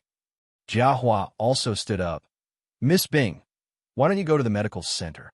Lan Bing waved her hand. "No need. I'll be fine after a few days of rest." She seemed to be a little emotional and sighed softly. "Officer Jiahua, this Ding Meng is not simple. If you meet this person again in the future, I suggest that you don't meet him head-on." "That's not a good idea." Jiahua now knew what strategy Lan Bing had used to get the energy body, but he was still impressed. He wasn't impressed by the series of arrangements and details, but by the courage to take risks alone. As for Ding Meng, Jiahua didn't think much of it. "Is he strong?" Lan Bing pondered for a moment before she said, "He's not that powerful, but I've been thinking about something. If I were him, I'd realize that there are many things he's done that I can't do. You can't underestimate someone like him." In fact, what she wanted to say the most was that there were 2 people who had left a deep impression on her during this mission. One of them was Randy. Among all the people who had gone deep into the underground mine, Randy could be said to be the only one who did not have the strength to trust a chicken. However, it was this weakling who had no combat ability that burst out with such amazing courage at the last moment. The other person was Ding Meng. She also knew the real relationship between Ding Meng and Chu Shaoqing. In fact, when she was loading the energy body, Ding Meng could have completely ignored Chu Shaoqing's life and death to stop her. However, Ding Meng still chose to protect Chu Shaoqing. No matter the reason, there were not many men like Ding Meng and Randy nowadays. Of course, this was what she thought, but she would never show it on her face. Jiahua sighed.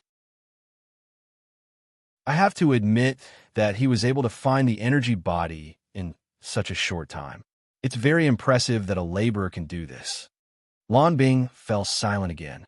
Ding Meng's angry roar seemed to ring in her ears again. "I'll let you see if these lowly people that you usually look down on have gone down a dead end." Just as she was lost in her thoughts, the lights in the command room suddenly turned red, and the alarm started flashing. "What's the situation?" Jiahua stood up immediately. A young man in uniform at the workbench in Area C turned to look at Jiahua. This was the scout in charge of the security system.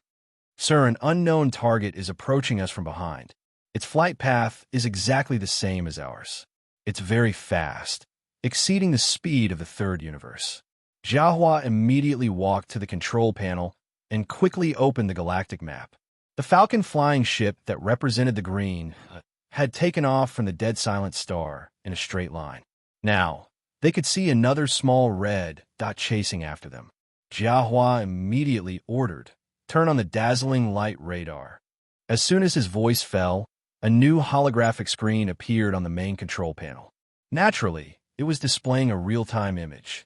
In the pitch-black space, an elliptical golden spaceship with 4 long crystal flame tails was rapidly speeding through space. The scout turned his head and said, "Sir, it's a Songqing exploration ship. There's a mark on it. It's a Norse Empire ship. It'll catch up to us in 2 minutes and 30 seconds. It's Ding Meng." Lan Bing also walked over. Her face was cold.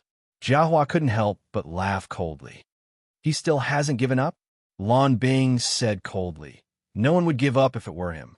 Jiahua said disdainfully, "What does he have? Just because of those crappy laser cannons on Songqing? Or what does he want to catch up to us and board the ship? Ha! I've seen many people who have lost their minds out of anger." At this time, the worker in Area D came over. This was the operator in charge of the attack system. "Sir, what should we do? Please give us your instructions." "No," Lan Bing said before Jiahua could say anything. "Activate the defense system and maintain full speed. Ignore them." "Yes." The operator obeyed and left. Jiahua didn't understand. "Why don't we get rid of them once and for all?" Lan Bing looked at the map and said coldly, "Send the energy body back to the mothership as soon as possible. It's useless even if they catch up because they're not a threat." Thinking about it carefully, Jiahua had to admit that Lan Bing's words made more sense. Turning around and attacking Songqing was a waste of time and firepower. If they couldn't kill it, it couldn't do anything to them. If it caught up, it would just be looking at them like a hawk. Looking was just looking. Could it be that the particle laser cannons could break the waveform defense array at close range? Don't talk about breaking it. Even if you used your head to kill it, you wouldn't be able to break it at all. Jiahua lowered her head and said in a deep voice, "Attention all crew members, attention all crew members. There is an enemy ship approaching from the rear. Please keep a close eye on its whereabouts and actively defend. Current safety alert level 1. Repeat, attention all crew members." As soon as his order was issued, the dozens of staff in the command hall quickly began to get busy. The atmosphere suddenly became tense. Although the little Songqing was just a probe ship and didn't have any threatening capabilities, common sense was there. As long as they were sailing in the depths of space, they had to be vigilant at all times because all kinds of unexpected changes could occur at any time. So the staff kept reporting. After a minute, the voice of the scout was obviously surprised. "Sir, the other party isn't moving. They don't seem to be planning to really catch up." Jiahua immediately raised his vigilance and carefully observed the map. The speed of the Songqing ship suddenly slowed down for some reason. Its speed was exactly the same as the speed of the Falcon ship, one in front and one behind, maintaining the same speed. What are they doing? Jiahua was very puzzled. This distance isn't within the range of the particle laser cannons. They can't hit us. Lan Bing frowned. She obviously didn't understand Ding Meng's actions. "Since you've already caught up, why did you stop? Are you scared? Are you scared? Or are you worried that we'll turn around and attack you?" Jiahua suddenly lowered his head and said, "Contact the mothership and send a message to Captain Fells. Request for the interceptor ship to move closer to us and shorten the handover distance." The contact officer quickly replied, "Captain Fells has agreed to our ship's request. Falcon number 2 interceptor ship is ready to move out."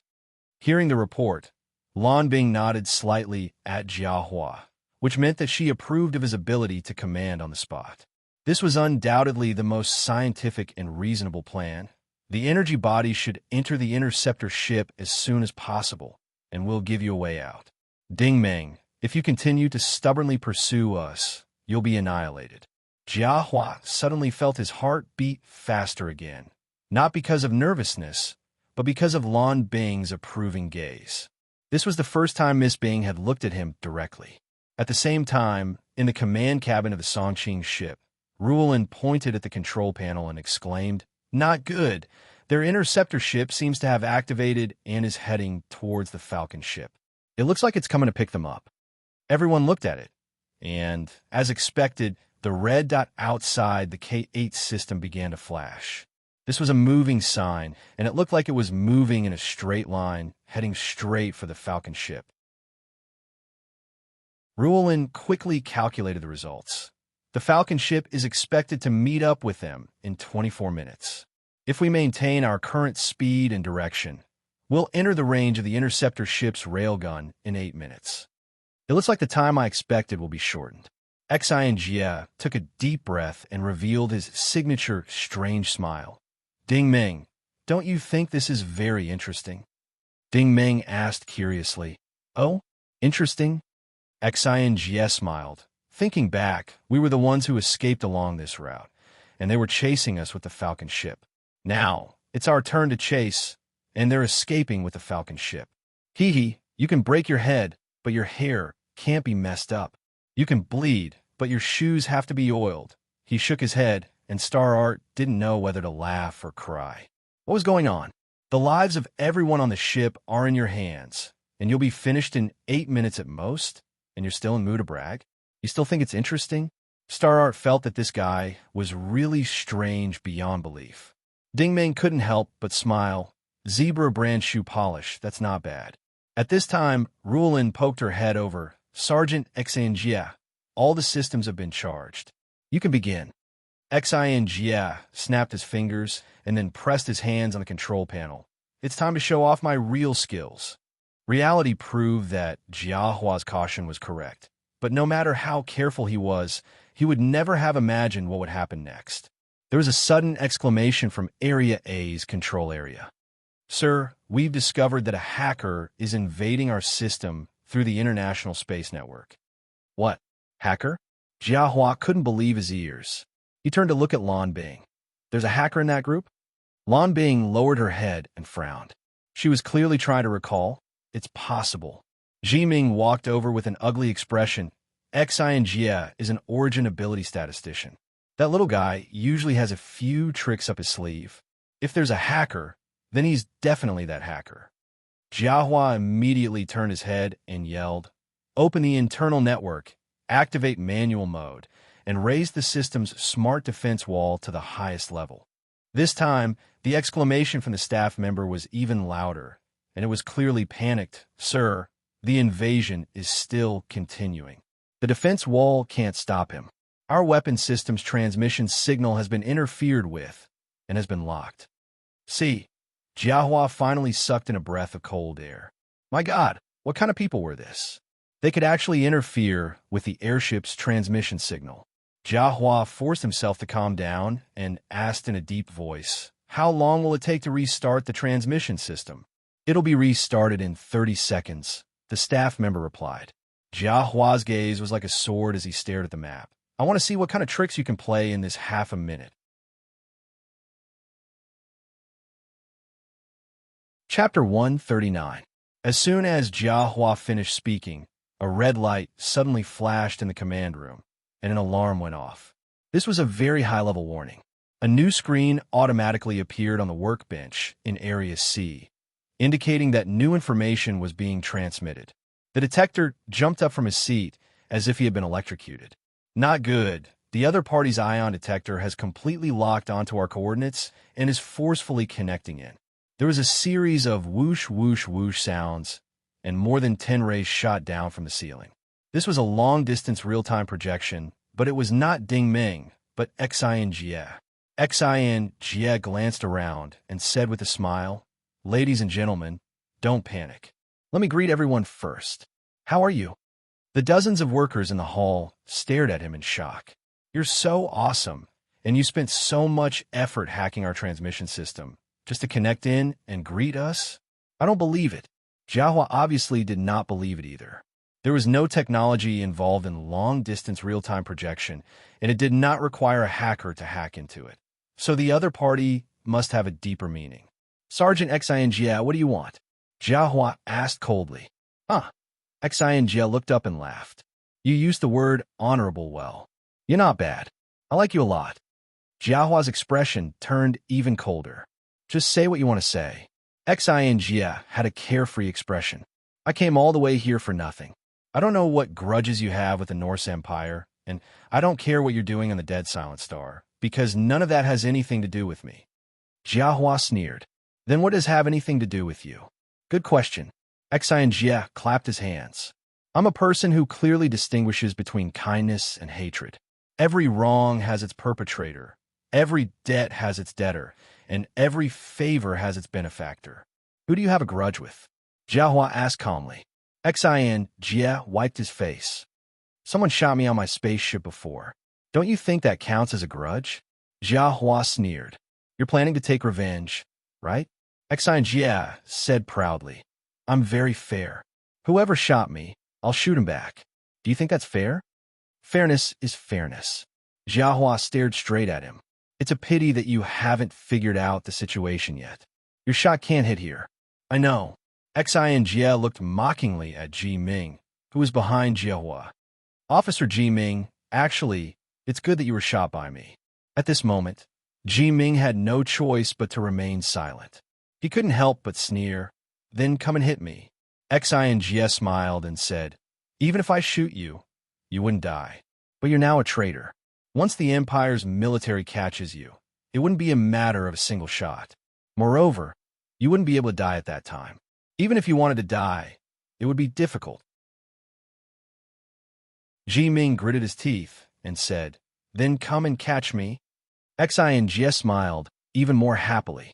You think too highly of yourself. You think you're a scallion, but I have no interest in dipping you in sauce. I don't need to do anything for a traitor like you.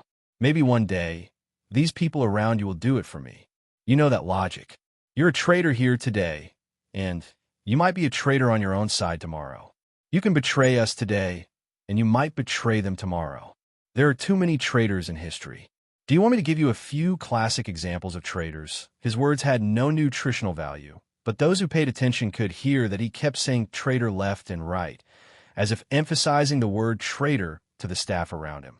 In the end, he even raised his arms and shouted, everyone look, this is a traitor, a traitor. Of course, no one would believe him. It was just that Xian Jie's exaggerated body movements and sarcastic voice made it hard for people not to be angry. The staff was already quietly giving Jiahua a look. The system will restart in 10 seconds. Ji Ming's face was red with anger. You can only talk. You can't do anything to me. Ha ha ha. Xian Jia looked up and laughed wildly. Officer Ji Ming, happy times pass quickly. It's time to say goodbye again. Thank you, thank you. Thank you for everyone's support. Thank you for your cooperation, Officer Ji Ming. Ah. The light of the ray gradually dimmed. This was the precursor to the retraction. Xian Jia's image slowly disappeared as he laughed wildly. Jiahua suddenly turned his head and stared at Ji Ming like a knife. Thank you for your cooperation? What does he mean by that? Ji Ming hurriedly waved his hand. Officer Jiahua, don't listen to that kid's nonsense. What cooperation can I have? Jiahua wanted to ask more, but was suddenly interrupted by Lan Bing. Do you hear any strange sounds? It seems to be nearby. Jiahua was stunned. Sounds? Ji Ming's face was even more blank. What sounds? A cold and emotionless system voice suddenly sounded above the hall without warning. Warning, warning. Unknown superpolymerized energy detected. Located on this ship. Coordinates 4085. 4085. Isn't that the main passage? Jiahua's gaze turned to the alloy door in the northeast corner of the hall.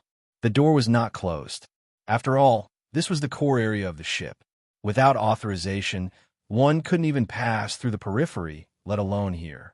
But because it was not closed, the situation in the passage could be seen clearly. There was a zheng sound and a bright white light appeared in the passage. The white light spread out in all directions. In the blink of an eye, it formed a white beam of light. The beam of light was particularly dazzling. It was obvious that the energy transmitted was very pure and large. Lan Bing shouted, Not good. It's a music transmission. Jiahua's heart sank. He finally understood what Xian Jia meant by, thank you for your cooperation. He first interfered with your signal transmission so that you couldn't turn around and attack him. This way, he could safely use a remote projection to connect in and pretend to be mysterious and talk nonsense. It was nothing more than to clearly see Ji Ming's location and then used the Chu-Ing transmission to send him over. It wasn't that Chu-Ing transmission couldn't be used in space. It was just that there were too many conditions, and it was too difficult. Just imagine two spaceships flying at high speed to achieve precise positioning of a miniature target. Just this point alone was extremely difficult, but Xinjie insisted on doing it, and he even succeeded. Jia Hua didn't have time to think too much. He opened his throat and shouted, "Everyone, prepare for battle. Quick!" It was too late. The transmission array disappeared. After the white light dissipated, a small black armor appeared in the passage. It looked like a clumsy ancient warrior, a Black Rock Knight. "Welcome. The Black Rock Knight is willing to serve you." The sweet voice of the crystal processor system finally sounded. In Ding Ming's vision, the various detection devices on the armor instantly analyzed the various people, items, facilities, equipment, space, temperature, air, and other information in the hall. Using the ion scan of the armor, the people on the Songqing spaceship could also see Ding Ming's first-person perspective through the light screen. Xinjie smiled slightly. "Ding Ming, time's up. Now it's up to you." The countdown begins. 3 minutes and 20 seconds. With his command, the Black Rock Knight stepped forward and rushed to the center of the hall. This was an area where the workstations were concentrated. The light screens lit up neatly. Most of the workers didn't even have time to react before the alloy sword on the armor was already out. The giant sword made of 96 yuan alloy swept out horizontally. The 4 control panels collapsed like tofu, emitting electric sparks. Ding Ming followed up and swept out his right foot. Countless steel plates were swept out. The workers who were retreating were caught off guard. Kacha-kacha, sounds of flesh and blood bursting sounded in the center of the hall. 5 to 6 men and women clutched their chests and fell down. The crowd was instantly in chaos. "Good job," Xing Yi exclaimed excitedly. This was the first time she saw the armor in action. She didn't expect the armor to be so powerful. The Black Rock Knight took the initiative to subdue the enemy. Then, he unreasonably uprooted the workstations in Area A. The huge metal workstations smashed into the retreating crowd with the sound of wind. With a muffled boom, a large portion of the light screens in Area D were extinguished. Countless painful screams resounded in the command hall. A few workers were directly smashed into meat pies. Chu Shaoqing didn't feel that this scene was cruel. Instead, she felt that it was very satisfying. These people still had corpses to speak of, but Randy didn't even have a corpse. At this time, the retreating crowd finally reacted. They raised their guns and fired from all directions. Countless colorful energy bullets bloomed like fireworks. For a moment, there was a strong light. However, these bullets were like a drizzle. They hit the Black Rock Knight's body like soybeans hitting a wooden board. The armor wasn't damaged at all. Whoosh, whoosh, whoosh. The dark, golden, ancient sword spun in the air, as if it was being held by an invisible hand. A few staff members who were firing at the corner had nowhere to retreat to. They were directly cut in half at the waist. Their internal organs and blood sprayed onto the white crystal board, which was exceptionally bright and shiny. At this time, no one had any thoughts of resistance. They threw down their weapons and fled. These workers didn't have any combat power. They could only wait for the armed personnel outside to come and support them. The ancient sword was controlled by telekinesis. It didn't stop moving. With a whoosh, it flew towards the resting area in the southeast corner of the hall. The 2 small metal boxes were still there. Ding Ming's real target was these. Lan Bing had already run to the resting area. Seeing the ancient sword fly towards the coffee table as if it had grown eyes, she gritted her teeth and waved her hands. Her claws stretched out. The ancient sword in the air was immediately frozen by an ice ball with a diameter of 2 meters. Actually, from the size of the dark ice power this time, it could be seen that the injured Lan Bing's strength was much weaker than before. Although Ding Ming was also seriously injured, he was now equipped with armor. His overall combat power didn't decrease. Instead, it was increasing. This was the effect he wanted. Once he held Lan Bing back, he would have a chance. Although the ancient sword was frozen, it was still spinning rapidly. The ice ball was soon broken into pieces. On Songqing's spaceship, Ruolin looked nervously at the screen. She silently counted down. Time left, 2 minutes and 35 seconds. Chapter 140. Seeing that dark ice power could not stop Gu Jian, Lan Bing did not care about her image and screamed, "Protect the energy body!" At this time, Ji Ming was still running in front of her. He rushed up to the deck and pounced on the 2 metal boxes. Unfortunately, he could not reach them because there was a rapid whoosh behind him. It was the sound of an energy gun firing. Jiahua, who was beside him, screamed, "Dodge!" A red energy bullet the size of a soccer ball whizzed towards Ji Ming's back. The energy gun bullets of the armor were usually pure white, and the color-changing bullets were usually processed by various means. The power and effect of the bullets were not something normal bullets could compare to. Ji Ming did not see the bullet, but he could see that the objects around him were glowing red and were getting brighter. He knew that the enemy's bomb was coming. If he wanted to live, he had to dodge. 2 seconds later, a fireball whizzed through the air and landed right in the middle of the booth. With a boom, energy ripples spread out and the entire resting area disappeared. It turned into a huge crater with a diameter of 10 meters. Both inside and outside the crater were blazing with raging flames. Seeing this, Xi and Jia could not help but sigh. "What a pity." Xing Yi was puzzled. "What's a pity?" Xi and Jia said. "It's a pity that the 2 bottles of Della red wine on the table are gone." "That's good stuff." Xing Yi was speechless. Not only was the red wine gone, even the sofa, coffee table, tables, chairs, railings, and decorations were all blown apart. There was not a single item that was intact. However, no one present was an ordinary person. Even though the room was filled with smoke and debris, everyone could clearly see that the 2 boxes had been thrown in different directions by the shockwave. The closest location was the main road that connected the southeast corner to the crew area. The box was lying next to the door. It was also the closest to Ji Ming. Ji Ming also ran towards it without a care. He did not understand the value of the energy body, but he knew that reinforcements would arrive in at most a minute. He just had to pick up the box and rush into the tunnel. Then, he would be saved. However, as beautiful as his wish was, reality was cruel. Just as he was about to reach the door, he noticed that a mechanical foot suddenly stepped on the side of the box. The Black Rock Knight had arrived before him, and at the same time, Ding Meng's iron fist struck him. There was nothing special about this punch. It was nothing more than a punch from top to bottom. Ji Ming was not arrogant enough to take a punch from a warframe, so he stopped and retreated. Ding Meng's fist smashed into the steel plate on the ground, and a powerful force lifted the steel plate up.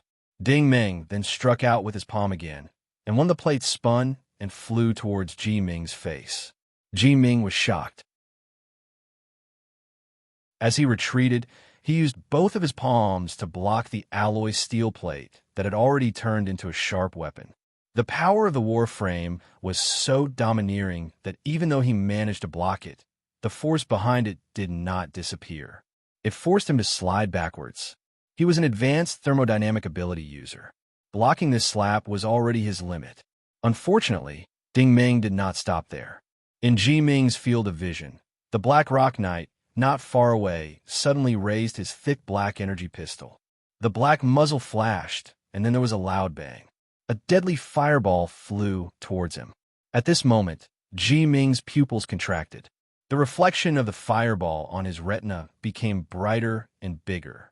Soon, he could not see anything. There was another explosion, and the energy waves spread out in all directions. All sorts of steel plates and debris were blasted into the air.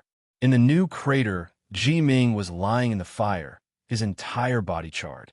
He could only exhale and not inhale. Xi and Jia could not help but laugh coldly. "I told you before that if you shoot me, I'll definitely shoot you back. Do you believe me now?" Ruolan's expression was not relaxed. Remaining time, 2 minutes and 2 seconds. At this moment, Ding Meng turned to face the main control console. Jiahua and Lan Bing stood side by side. The other box was in Lan Bing's hands. The control panel was the core facility of the spaceship and was very difficult to destroy. However, there were corpses, debris, blood, fire, shattered objects, and broken limbs everywhere. The command hall had almost been reduced to ruins. If you were not on the spaceship, you might think that you were in an underground mine. If this scene was seen by Chu Yifeng and other colleagues, Jiahua could already imagine the ridicule they would give him. Played by a group of students like this? Officer Jiahua, your face is really big. At this moment, Jiahua was unable to restrain his anger. He shouted loudly, "It's too late for you to surrender now, I promise." In fact, there was no need for him to shout. Ding Ming had already sensed large amounts of origin energy fluctuations coming from the passage behind him. It was dense and overwhelming, giving off the feeling that a fierce wave was about to surge onto the beach. That was definitely the reinforcement of the spacecraft's armed forces. Little Rascal said, "An extremely powerful technological source has been detected. Their reinforcements will definitely have battle armor among them." Ding Ming nodded. He absolutely believed this. With the Falcon's luxurious attack configuration, it was impossible for there not to be a few battle armor inside to protect it. However, in the face of Jiahua's anger, Ding Ming did not care at all. "Surrender? You're thinking too much." That's Ding Ming's voice. Lan Bing was clearly much calmer than Jiahua. Now that one of the boxes had fallen into Ding Ming's hands, she could not let anything happen to the one in her hands. "Officer Jiahua, can you protect me? It's up to you now." Hearing this, Jiahua's spirits were immediately lifted. He straightened his chest and proudly said, "Miss Bing, please don't worry. I will protect you." His confidence was not without reason. In Ding Ming's senses, the surrounding air temperature was rising higher and higher. This was not caused by the explosion of energy, but by the heat coming from Jiahua's body. Jiahua was clearly secretly circulating his origin energy, gradually adjusting his body to its peak condition. The battle armor's interface showed that Jiahua's origin energy index was as high as 58821. Little Rascal said, "Ding Ming, you have to be careful. He's even stronger than Lan Bing." Ding Ming did not move. He just coldly looked at Jiahua. Jiahua's expression and reaction were all seen by him. He suddenly opened his mouth and repeated Jiahua's original words. "I will protect you." Jiahua did not reply, but his brow furrowed even tighter. He did not understand Ding Ming's meaning. Ding Ming coldly laughed. "Who do you think you are? She's just treating you as a joke."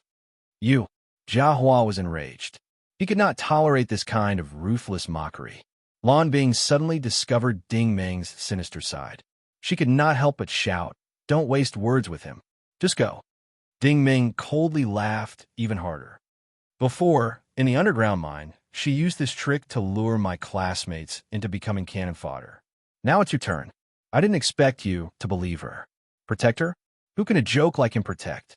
Jiahua really did not move, but his expression became even more serious. In fact, his expression had already betrayed his heart. No matter what, he was still too suspicious. Men were usually like this.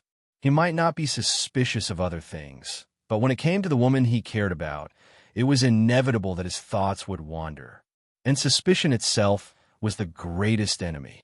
Did the pure and innocent Ms. Bing really seduce those students? This was Jiahua's question at this moment. Remaining time, 1 minute and 45 seconds. Ruo Lan silently looked at the screen. Ding Ming disdainfully said, "I knew you wouldn't believe me. If you don't believe me, you can look at her shoulder and you'll know what's going on." As soon as he said this, Jiahua did not hesitate to turn his head to the side. The moment he turned his head, Ding Ming grasped the best opportunity. The giant sword in his hand slashed out with the force of a thunderbolt. Boom! A deep crack appeared on the ground. The steel plate splashed up again. Ding Ming did not misjudge the opponent's mentality, but he underestimated Jiahua's strength. How could a high-level warrior be hit so easily? Although the giant sword did not hit, Jiahua was so angry that he gritted his teeth. "You despicable and shameless thing. If I let you die so easily today, I'll let you down." Ding Ming was too lazy to pay attention to him. He directly rushed to the control panel and slashed down again. Jiahua would have dared to take the multi-element alloy sword in the armor's hand under normal circumstances, but Ding Ming's flying attack was too fierce. He could only continue to retreat. Shwa, shwa, shwa, shwa, shwa. Ding Ming swung his sword and charged forward. The hall flashed with light. They were all illusions created by the giant sword slashing through the air. Seeing that he had retreated to the wall and had nowhere to retreat, Jiahua gathered enough energy to face Ding Ming's furious slash head-on. His posture looked like he was going to pull back his hands. This palm was no small matter. A turbulent wind blew in his face. The giant armor was blown back. The Black Stone Knight landed and knelt on one knee. The giant sword in his hand plunged straight into the ground. He also has collapsing force, Little Rascal suddenly said. Ding Ming obviously felt it too. Jiahua's collapsing force was not low. This palm seemed to cause problems in many parts of the armor. The system was warning, current sensitivity 113%. Ding Ming had chosen hard mode. His sensitivity was 120%, but Jiahua's palm actually reduced it by 7%. If he did not equip the armor in his current state, he would have been injured if not killed. At this time, Xing's expression also became serious. Although he did not know the specific strength of the two sides from the current situation, it was as difficult as ascending to the sky to get the remaining box. The strength of this flying ship's officer was beyond everyone's imagination. At this time, Rulin's teeth were tightly clenched. Last minute, as soon as she finished speaking, there was a muffled sound at the entrance of the crew area. The reinforcements had finally arrived. Taking a closer look, the first to appear were two mighty and domineering silver armors. Their appearance was the most standard humanoid shape, but there were 6 colored steel wings on their backs. The whole body looked like the image of an angel from the Middle Ages. The two armors each held a blood-red energy sword. They looked murderous. Rulin's voice immediately rang out in the communicator. Not good. This is the Tyrell armor. The Black Stone Knight is no match for it. I suggest that Ding Ming quickly retreat.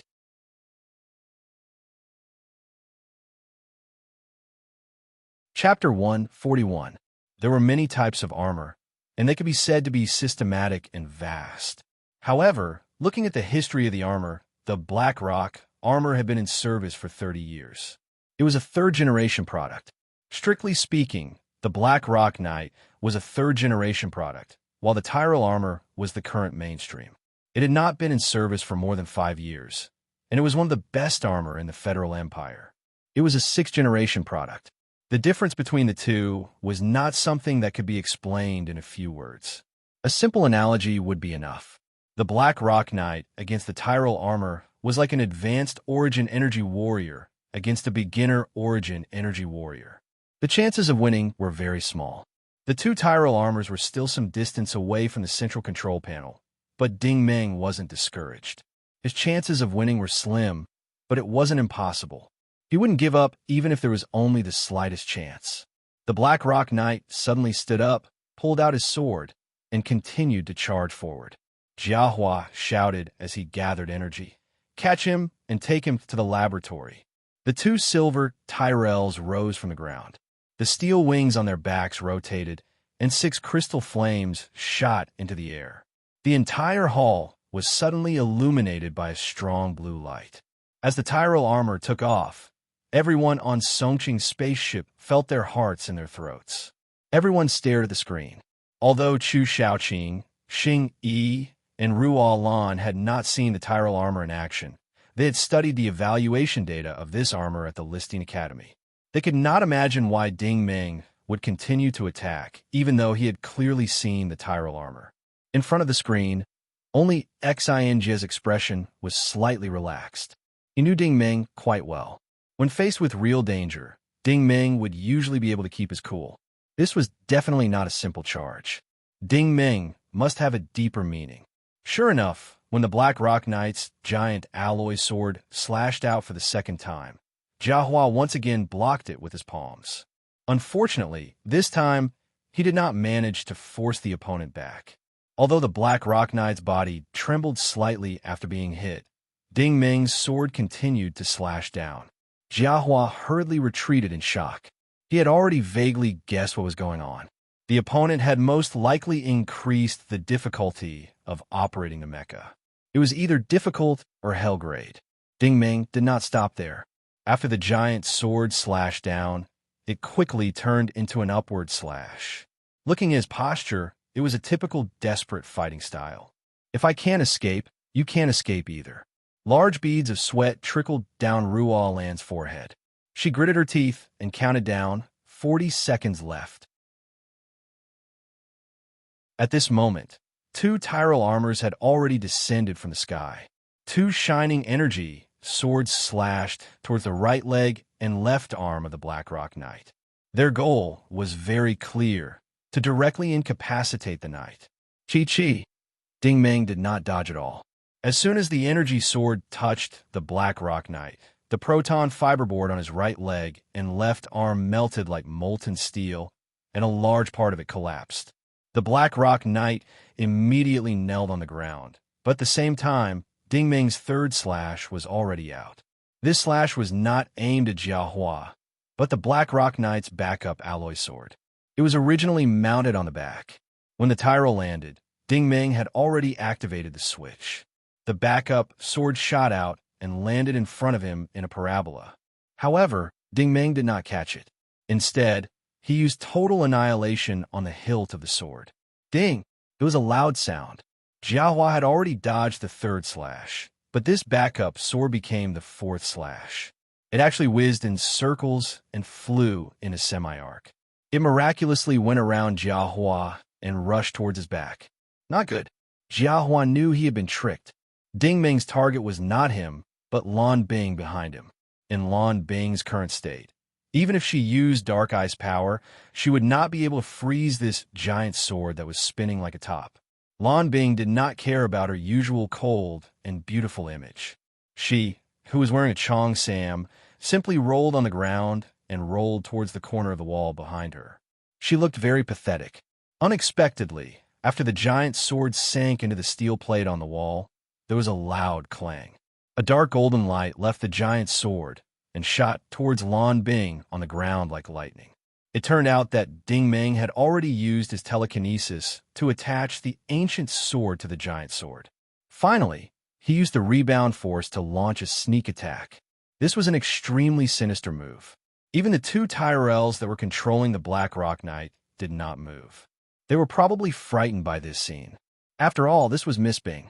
Even if this spacecraft was destroyed, nothing could happen to Miss Bing. Bastard! Jiahua's reaction was shocking. He also threw himself into the air and threw out both palms at the same time. This palm could be said to be the full force of a high-level warrior in a moment of desperation. The heat wave that could topple mountains and overturn seas caused the steel plate on the ground to fly up continuously. It formed a huge tornado that wrapped around the ancient sword. 20 seconds left. Ruo Lan's voice began to tremble. However, what made Jiahua dumbfounded was that a small dark golden light came out of the tornado. It was like a star that continued to fly towards Lan Bing. Upon closer inspection, it was actually a small and exquisite dark golden claw blade. The strange degree of the blade's distortion made people feel uncomfortable, but at this moment, it flew out from an unbelievable angle. It was like a ghost claw that crawled out of hell. Jiahua and Lan Bing were both on the ground. They had no time to care about anything else. The only thing they could do now was to watch. In fact, Ding Ming had also done his best. Such an exaggerated use of telekinesis could not be sustained for long with only 3 origins. He did not expect the claw blade to hurt someone like Lan Bing. However, as long as it slashed across Lan Bing's wrist, the box would fall out of her hand. As long as it fell out of her hand, Ding Ming could use his telekinesis to summon the ancient sword, claw blade, and box back. Little Rascal had already calculated that this was completely possible. Moreover, Ding Ming also had the confidence to do so. Swoosh, swoosh, swoosh. This time, the claw blade spun in the air and flew towards Lan Bing. Lan Bing, who was on the ground, did not dodge. She did something even more unbelievable. Even Ding Ming did not expect this. Facing the claw blade flying towards her, she used a move that Ding Meng often used, fish leaping over the dragon gate. She forcefully exerted her strength and bounced off the ground like a stick. Her entire body slammed into the claw blade, and she even used her face. At this moment, the scene seemed to have stopped. Whether it was Song Qing or Falcon, everyone's breathing seemed to have stopped because of this scene. With a crisp sound, a deep gash appeared on the left side of Lan Bing's face. Fresh blood blossomed in the air like a string of bright red agate. She also fell heavily to the ground. However, she had saved the box. To be more precise, she had used half of her face to save the box. Chu Shaoqing originally hated Lan Bing to the bone, but after seeing this scene, she could not help but admire Lan Bing. She knew how much a woman cherished her appearance. It was no less than an origin ability master's pursuit of martial arts. This was especially true for a woman like Lan Bing, who was so beautiful that she didn't hesitate to use her face to block the blade in order to preserve her victory. Not every woman would have such a reaction and courage. Xin Jie sighed. Yeah, what a pity. It's not enough. One box is enough. Ruolan finally became expressionless. Counting down. 10, 9, 8, 7, Miss Bing. Jiahua did not care about Ding Meng anymore. He flew towards Lan Bing. Lan Bing's face was still bleeding. The large puddle of blood stuck to the glossy crystal plate. However, Lan Bing, who was lying on the ground, pointed into the distance and yelled, "Don't let him get away, box." Jiahua turned around and saw that his entire body had fallen into an ice cellar. Ding Meng had unknowingly run out of the armor. The ancient sword, claw blade, and box were all in his hands. In that instant, he suddenly understood Ding Meng's sinister intentions. It turned out that the opponent did not care if the Black Rock armor lost an arm or a leg. The Black Rock Knight's body was damaged, so it was easier for Ding Meng to escape. Moreover, Ding Meng's charge was fake. His real intention was to get close to him. This way, he would be able to enter the range of telekinesis. If Miss Bing had not risked her life to block him, the box would have fallen into the enemy's hands. The worst thing was that Ding Meng was standing at the entrance to the northeast corner of the main passage. The bright white dot appeared again, and it once again spread out in all directions. The chewing transmission array had been activated. What the F***CK? Jiahua cannot help but want to curse. He did not want to curse Ding Meng, but he hated his own stupidity.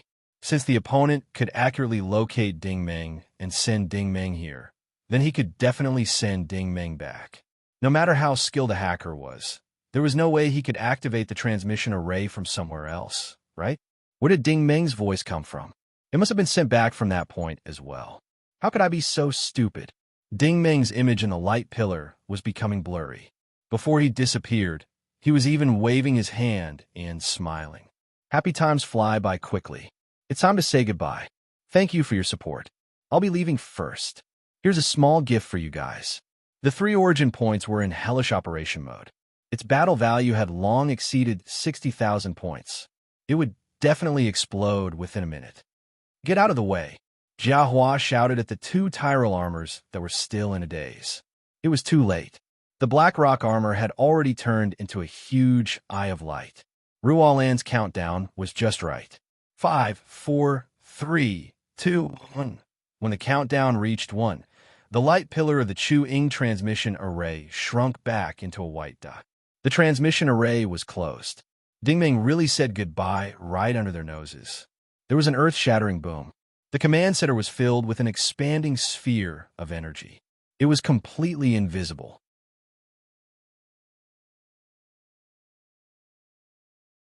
Chapter 142. To borrow the famous saying of the great Demon King, when you lose, everything you say seems like an excuse.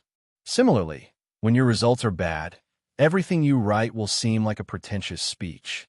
Originally, I didn't want to write this thing, but since everyone kept asking me to, I'll just say a few words before it's published. It has been almost 3 years since I finished writing my last book. To be precise, it has been almost 4 years since I started writing. Originally, I planned to retire after writing The Peach Blossom Spring and be a pure reader in the future. Unfortunately, I left, but my heart remained here. Or rather, everyone was reluctant to let me leave, and it was because everyone was worried that I came back. Let me explain some of the confusion. Many people are curious as to why I stopped writing in the past few years. One of the reasons is that there were problems in my marriage in 2016, and then I got divorced. My health and condition were not good, so I stopped to rest. The other 3 books are The Sword of Dynasty, Absolute Violence, and The Peach Blossom Spring. I feel that I have reached my peak, and it is very difficult to break through in the same genre. From the first book, The Prodigal Son in the Border Town, to this book, Mao Xing, it has been a long 13 years.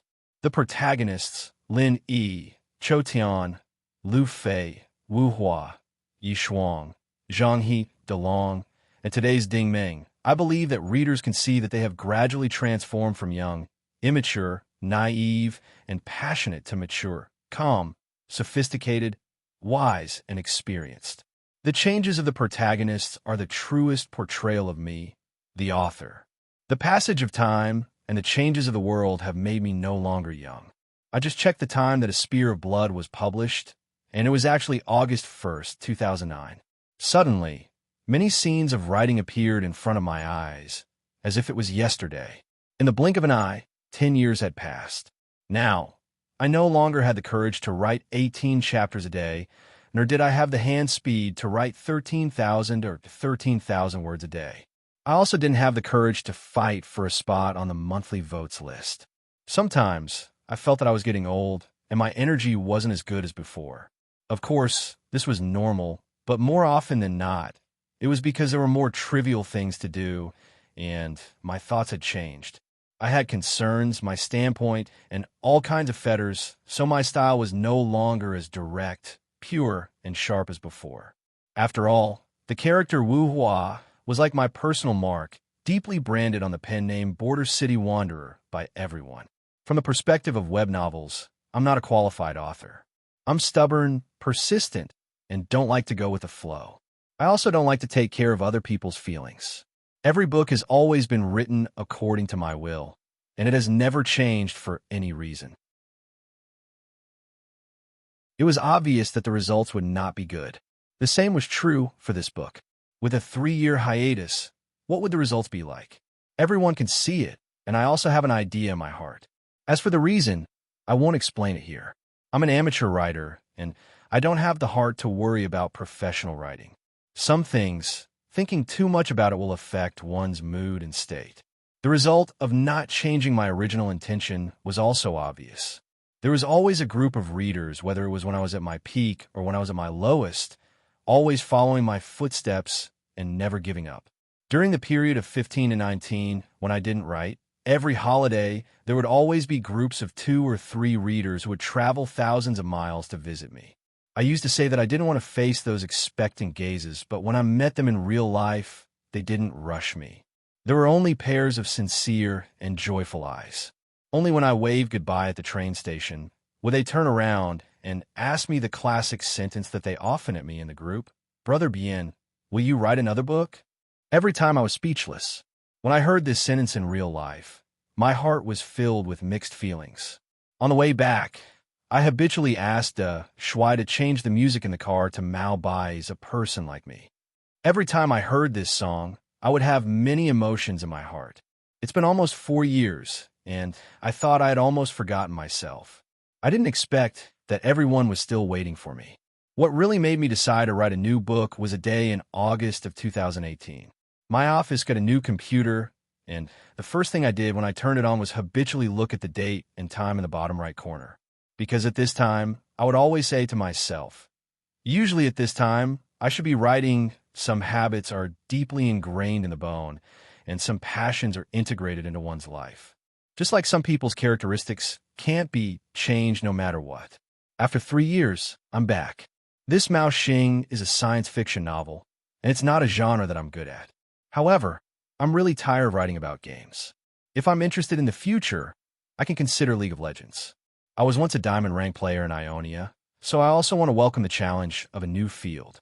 Mao Xing's writing process is actually full of twists and turns. Some readers pointed out that the beginning was very good, but the change in the middle was a bit abrupt. I don't want to explain, I just want to say, you're right. As for the reason, if you really want me to explain, at the end of last year, when I was writing these plot transitions, my old man was suddenly diagnosed with stage 3 renal failure, which is also known as uremia. I don't want to talk about how I was constantly rushing between the hospital and various departments, which affected my writing.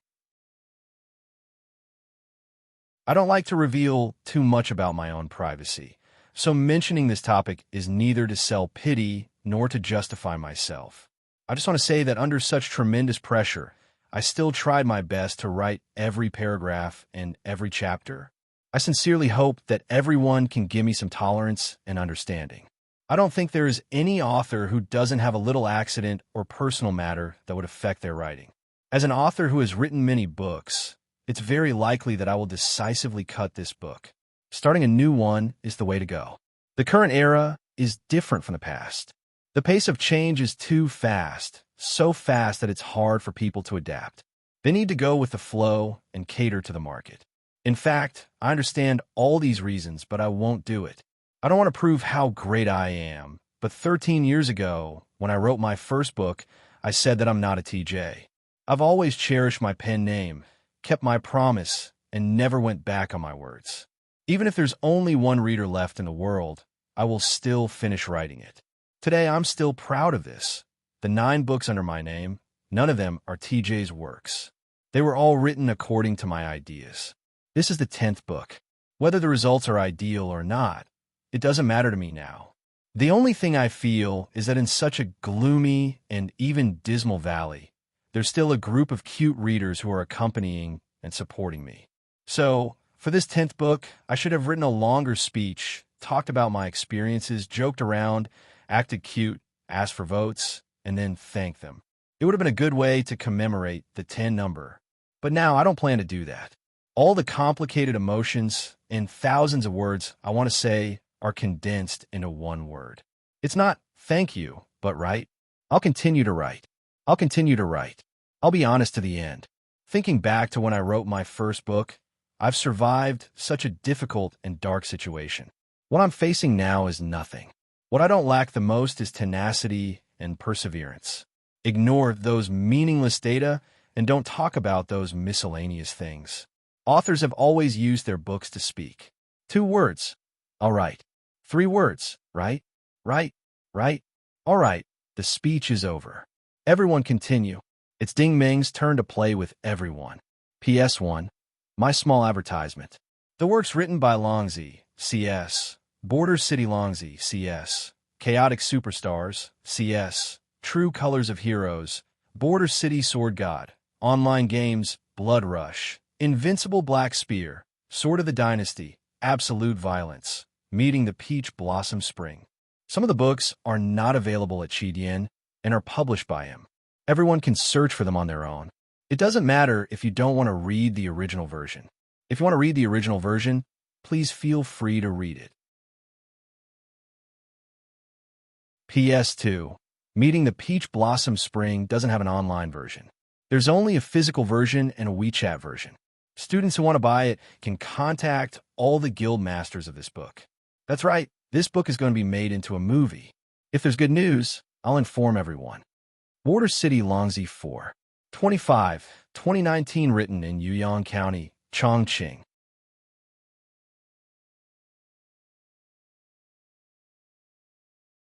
Chapter 143. Buzz, buzz, buzz. Sparks of electricity danced among the broken walls, illuminating the darkness around them from time to time. There was no sign of life in the darkness. After some time, the system's voice sounded, "System repair complete. Channel 1 is ready." As soon as the voice fell, the control panel returned to normal. All the screens rose automatically, and the probes in the sky shot down rays. The remote real-time projection was being generated, and Fayer's image quickly appeared. He scanned the surroundings and couldn't help but ask, "Officer Jiahua, what happened? Why was the communication cut off for a minute?" Jiahua crawled up from the pile of rubble and helped Lan Bing up at the same time. Both of them were unkempt and unkempt. In the explosion just now, he made the right choice. He quickly activated the Flaming Sun shield to block Lan Bing's path. However, The heat shield couldn't withstand the energy wave from the Black Stone Knight's explosion. Fortunately, the two Tyrell armors were at the epicenter of the explosion and offset most of the energy. The Flaming Sun shield only served as a buffer. In the end, the energy wave buried Jia Hua and Lan Bing in the rubble. At this moment, the command hall looked like a graveyard. The two Tyrell armors were full of holes, and the dozens of soldiers who came to support after hearing the news were turned into ashes. In the big pit in the distance, Ji Ming's limbs were separated and his body was in pieces. As for the control equipment, they were all scrap metal. Dust and bones were everywhere. Only the control panel in the center wasn't damaged. It was also because of the control panel that people didn't misunderstand. Was this the core command hall of the Falcon spacecraft or a graveyard? A monstrous anger rushed from the bottom of Jia Hua's feet to his head. To be beaten up like this by a laborer was simply a great humiliation. However, this anger disappeared without a trace when he saw Lan Bing's tattered clothes and dusty face. "Miss Bing, are you okay?" Jia Hua asked with concern. Lan Bing waved her hand, indicating that she was fine. The wound on her face had automatically healed, but it didn't seem to be completely healed this time. There was still a small red mark on her cheek, causing a flaw to appear on her beautiful face. "Miss Bing, your face?" Fayers asked with concern. He knew that Lan Bing was an ice and biochemical dual cultivator. Lan Bing raised her left index finger and placed it on her left cheek. She said coldly, "I'll leave this scar on my face as a reminder to never forget what happened today." There was a thick murderous aura in these words. Jia Hua immediately turned around and personally operated the main control panel. That Songqing has continuously activated the Chu Shadow transmission in a short period of time. The two transmissions just now were done at high speed, so they must have consumed a lot of energy. They can't have gone far. The star map immediately rose. The red that represented the Songqing spaceship had already turned around and was escaping quickly according to its original route. With the Falcon spaceship's speed, it would definitely not be able to catch up. Lan Bing stared at the map. "They won't be able to escape." Jia Hua said, "Oh." Lan Bing said, "They're still flying in the direction of the Silent Star." Jia Hua took a closer look. The Songqing spaceship's route was faintly pointing towards the outer circle of the K8 system. The general direction was towards the Silent Star. Fayers said in a low voice, "The interceptor ship will reach you in 9 minutes. If they don't change their course, they'll be within the firing range of our ship's cannons in 2 minutes." Jia Hua hesitated. "But Ding Ming took a box, and we don't have a target to analyze. The interceptor ship won't be able to activate the Chu Shadow transmission." Lan Bing walked forward and reached out to operate the main control panel. "Don't worry. Even if the Songqing spaceship is blown up, we'll just have to spend a little more time searching for the fragments in space. The box will definitely be found. Are you sure you want to fight?" Fayers asked hesitantly. Lan Bing's expression was so cold that it was almost frozen. She said without hesitation, "We can't let this Ding Ming escape alive again. This time he must die."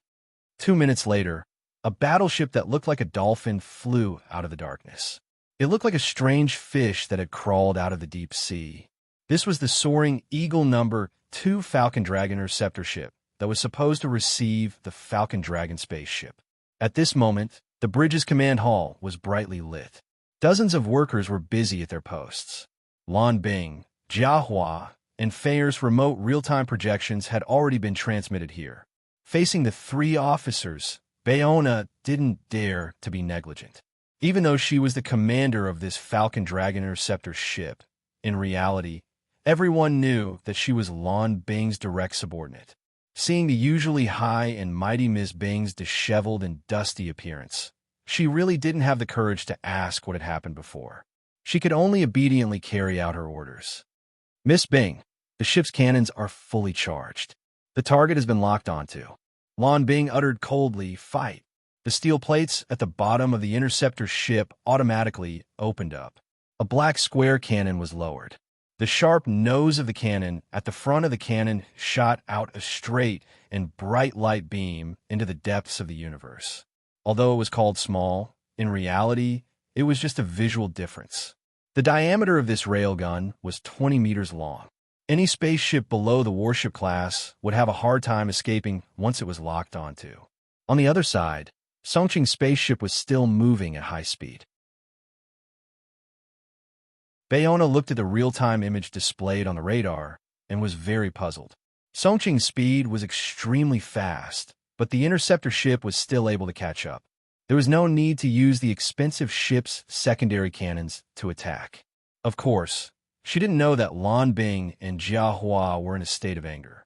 They swore that they would definitely kill Ding Meng. Being robbed was secondary. The main thing was that they had been played by Ding Meng and Xian Jia, a flight sergeant from the Norse Empire and an interstellar refugee from the Black Gold base had turned the Falcon spaceship upside down. This was really too embarrassing. In front of Chu Yifeng and other colleagues, you could be useless and they wouldn't laugh at you because of that, but you couldn't lose face. Otherwise, everyone would look down on you. The railgun hit the flying Songqing spaceship without any suspense. It was like a light beam directly welded onto an olive bodies, but then it started to burn. At this time, Bayona was even more puzzled. Songqing's spaceship was an advanced exploration spaceship unique to the Norse Empire. Speed was its biggest advantage. The reason why it was fast was because of its rich energy reserves. Therefore, it could use energy-consuming systems like Chu-Ing transmission. At the same time, it also derived a strong defensive ability.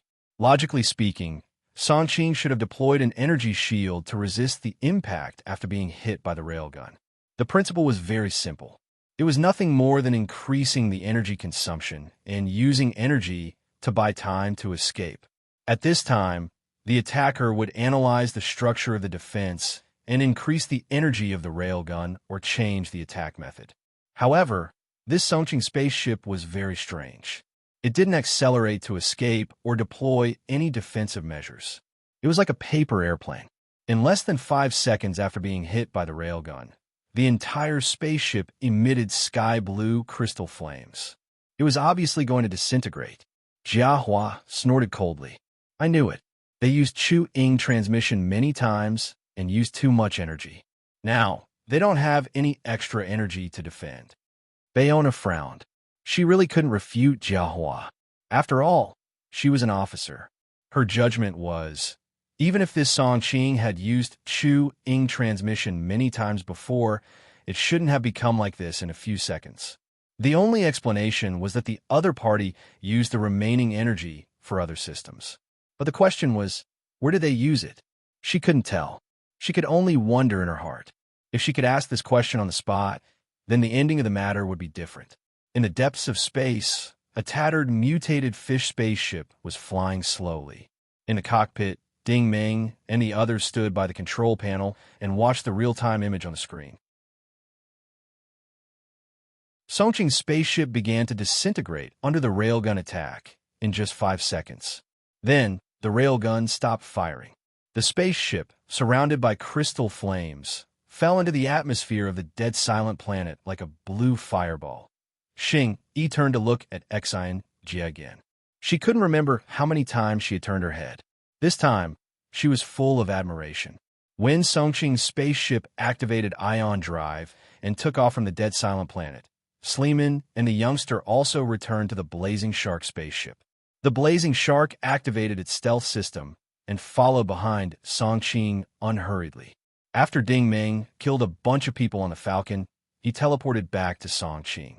Xian Jie used the last of the backup energy to teleport everyone to the Blazing Shark spaceship behind him. It seemed like a simple operation, but it required precise control of time. The Black Rock Knight's self-destruction couldn't be more or less. At most, it could interfere with Jia Hua and the others for 1 or 2 minutes. After Songqing turned around, they had to catch up to the Blazing Shark in 1 minute and 30 seconds. After this time, they wouldn't be able to teleport in time and would be blown to pieces by the railgun. This was where Bayona's doubts came from. In fact, she had also thought of this point. The crew on Songqing might have used Chu-Ing transmission to teleport to other places, but there were no other ships nearby. This was mainly because the Blazing Shark had entered stealth mode and didn't activate ion drive. The Falcon's radar wouldn't be able to detect it for a while. Only soaring Hawk number 2 could detect it when it flew up. Of course, by the time the interceptor met up with the Falcon, the blazing shark would have already drifted far away. They wouldn't be able to catch up even if they wanted to. This was probably something that Lan Bing and the others would never have thought of. In the end, the main reason was that Lan Bing didn't treat Sleeman as a human. Since he had issued the mission, he should have fulfilled the bounty. It was fine if he didn't, but he even threatened to deal with Ding Ming. However, Ding Ming kept his promise.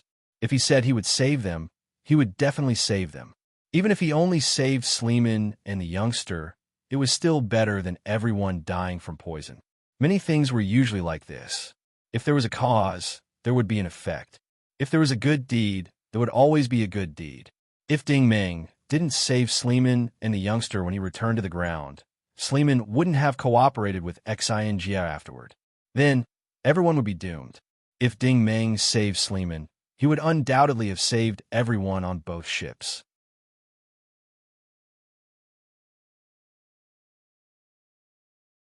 Chapter 144. The blazing shark spaceship was still quietly cruising in space. Seeing the Songqing spaceship being shot down, no one was happy that they had escaped danger. On the contrary, everyone's expression was very heavy, and the atmosphere in the cockpit was a little quiet. Chu Shaoqing remained silent. Clearly, she was still brooding over Randy's death. Ruolin, on the other hand, kept pacing back and forth, muttering, "What a pity! What a pity! What a pity!" Shingy could not help but ask, "What's a pity?" Ruolin's face was full of heartache. The BlackRock armor worth a few $100 million, the Songqing spaceship worth a few billion, gone just like that. They were all blown up. The cost of this mission is too high. Silman lit a paper cigarette and sat by the control panel, smoking sullenly. They had sent out 9 people on this bounty mission, and only he and the youngster return alive. Bounty hunters also risked their lives to earn money. Death was nothing new. However, it was difficult for others to understand the feeling of losing 7 brothers who had been with each other day and night for this kind of low-level mission. Xinjia walked over. That woman still hasn't confirmed the mission completion command. Silman shook his head anxiously and extinguished the cigarette in his hand. I've checked a few times, but she hasn't. If Lan Bing did not confirm the mission completion command, it meant that he had gained nothing from this mission. It was a complete loss. If Lan Bing did not confirm, then the darknet would reduce Lan Bing's credit value. That might not be a problem for Lan Bing, but it would have a huge impact on Silman's side. Ding Ming also came over and sighed. At least we got something. At least we got a box. Xinjia nodded. If we can't get the whole thing, they can forget about getting their way. Half of the energy body is in here. At least we can use it for ourselves, right? Ding Ming said as he went to get the box. The surface of this small metal box was as smooth as a mirror. There was only a paper-sized touchscreen on the handle. It felt like a sensor device, but no matter how Ding Ming touched it, the box did not respond. It can't be opened. Ruolin walked over. This is made of super liquid polymeric alloy. It changes with the environment and is very sturdy. Ding Ming asked blankly, "What do you mean?" Ruolin sighed. "I'll give you a simple description. The propulsion furnace on a starship is made of a similar material. It can hold a lot of energy." Ding Ming asked, "Then how do we open it?" Ruolan said, "We can't open it. The switch on the box is a gene lock. Only blue eyes can open it." Ding Ming was dumbfounded. What the F*** CK? He had taken such a huge risk to get back a piece of scrap metal. If he had known this would happen, he would have let Lan Bing and the others escape. At least he would have been able to keep the BlackRock Knight. Ruolin said, "But the Empire's military can decrypt it. They just need time." Xinjia couldn't help but laugh. "It seems that this thing doesn't belong to you." Ding Ming felt a little helpless. This thing was indeed useless in his hands, so he simply threw the box to Ruolan. Little rascal suddenly said, "That means half of the energy bodies are still in Lan Bing's hands." Xiao AI said, "It's not an energy body. It's an energy carrier." Ding Ming asked, "Is there a difference?" Xiao AI said, "Of course there's a difference. The carrier's main purpose is to carry me, but the energy bodies allow external objects to use the energy directly. You can directly absorb and guide the energy because you're a fusion of the K virus. The energy waves of the carrier can keep the underground monsters in a long-term hibernation state because they're all variants of the K virus. Moreover, these are living things, not dead things. Dingmeng thought for a moment. So you're saying that this carrier can only be used on living things related to the K virus? Correct. Xiao AI answered affirmatively. It's useless for the other party to take the other half. If they want to absorb the energy inside, they'll have to come into contact with the K virus and not die. Little Rascal said, but that's impossible. If they're infected with the K virus, they'll either die or mutate, unless they can also be modified and fused with, but the chances of that are too low. Dingmeng seemed to have some doubts. But what if Blue Ice directly studies the K virus inside? Xiao AI said proudly, do you think a great invention like the K virus can be studied just like that? The other box is also just scrap metal in Blue Ice's hands. Dingmeng was dumbfounded. Using so many resources, spending so much money, and sacrificing so many people, all for a useless thing? Xiao AI said, yes. Little Rascal couldn't help but roar. Then why didn't you say so earlier? Dingmeng almost died just now. Xiao AI replied disdainfully, you didn't ask me, so why should I tell you?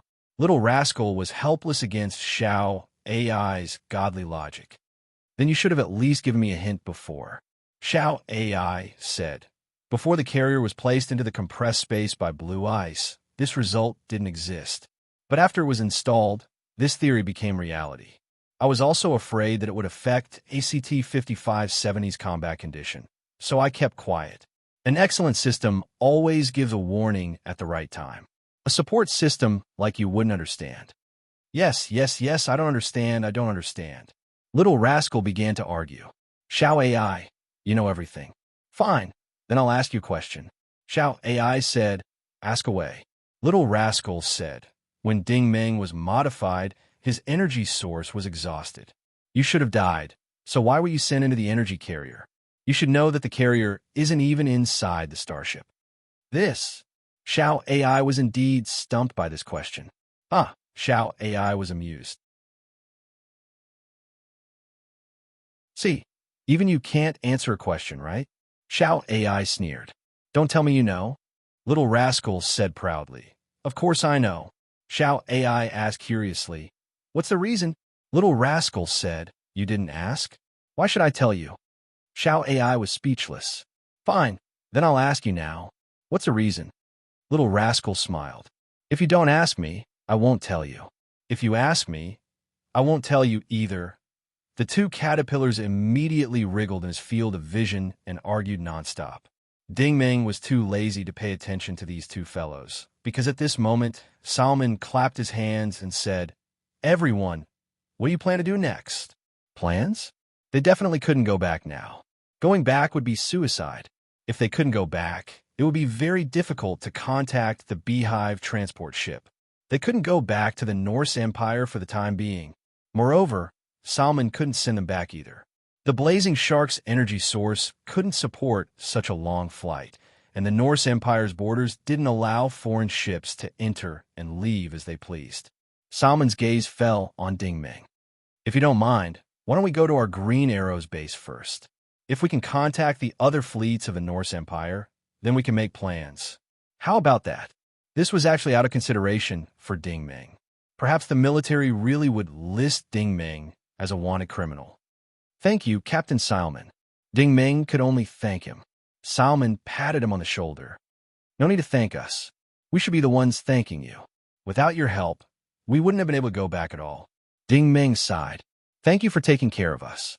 After the Blazing Shark spaceship left the Interceptor's detection range and accelerated away, the huge Sea Skies Pole Island in space gradually approached the K8 system. Chui Feng was in his aquarium-like workshop at the moment. He sat by the fountain, slowly tasting the wine and enjoying the beautiful scenery presented to him by the crystal glaze. He was working most of the time and rarely sat down to rest so leisurely. After all, harvest season was very rare. Not long after, the AI system in the room finally spoke. Miss Bing requests an audience. Chu Yifeng's spirit was lifted. He immediately stood up and said, "Quickly invite her in." The hinge door opened quickly, and it was no different from before.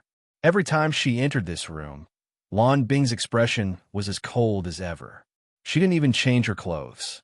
However, she had changed into a violet Cheongsam.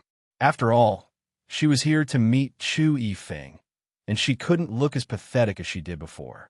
Seeing Lan Bing walk in with light steps with a box, Chu Yifeng's eyes lit up a lot. It was as if he was admiring his favorite piece of art. Lan Bing gently placed the small metal box on the coffee table and said expressionlessly, "Young Master Feng, fortunately, I didn't disappoint you. I successfully found the memory of the K virus. If this was in the past, Chu Yifeng would at least be happy to the point of shouting a few times. He had been looking forward to this thing of his dreams for far too long. However, at this moment, he frowned. "You're injured?" His tone was surprisingly surprised. It was completely different from his usual calm and steady demeanor. "It's nothing serious. It's just a small wound," Lan Bing replied indifferently. The wound left by the claw knife on Lan Bing's face was straight from her ear to the edge of her chin. After self-healing, the scar wasn't so obvious anymore. At first glance, it made this beautiful face look very uncoordinated. However, after looking at it for a long time, one would realize that this scar gave Lan Bing a cold and cruel beauty. However, this beauty wasn't what Chu Yifeng liked. He couldn't help but reach out and touch the scar. He asked with concern, "Why didn't you heal it?" Lan Bing allowed his hand to touch her face. Her voice was still cold. "There are some things that need to be learned from experience, so that you won't make the same mistake in the future." Chu Yifeng's tone also became cold. "Was it done by Ding Ming?" Lan Bing stood still and didn't answer. Silence usually meant silence. Chu Yifeng took a deep breath. "I believe you. You should have been taken care of." Lan Bing was still expressionless. "I'm very sorry. Currently, Officer Jehua and the others are still searching on the dead Silent Star. Although Songqing's spaceship was blown to pieces, they didn't find any remains of Ding Ming and the others. At the same time, we couldn't find the other box." Chu Yifeng was stunned.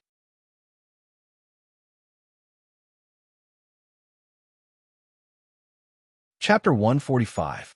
There were no corpses or boxes. This meant that Ding Ming and the others were not killed by the explosion. Instead, they escaped with the other box. The ship that could carry them away was definitely not the Imperial military spaceship behind them, so there was only one possibility.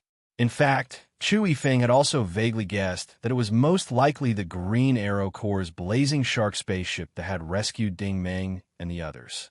"It's okay." Chu Yifeng's tone was very gentle. He did not blame Lan Bing. "It's not your fault." Lan Bing nodded slowly.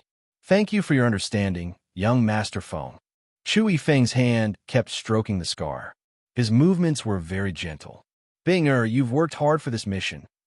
At this moment, he was no longer satisfied with just touching her wound. He used his hand to lift up Lan Bing's chin and caressed her entire face. His movements were so gentle, as if he was caressing the most precious treasure in the world. However, Lan Bing did not move at all. A moment later, Chu Yifeng lowered his head and kissed the wound. He sucked on it greedily like a newborn baby. His other hand wasn't idle either.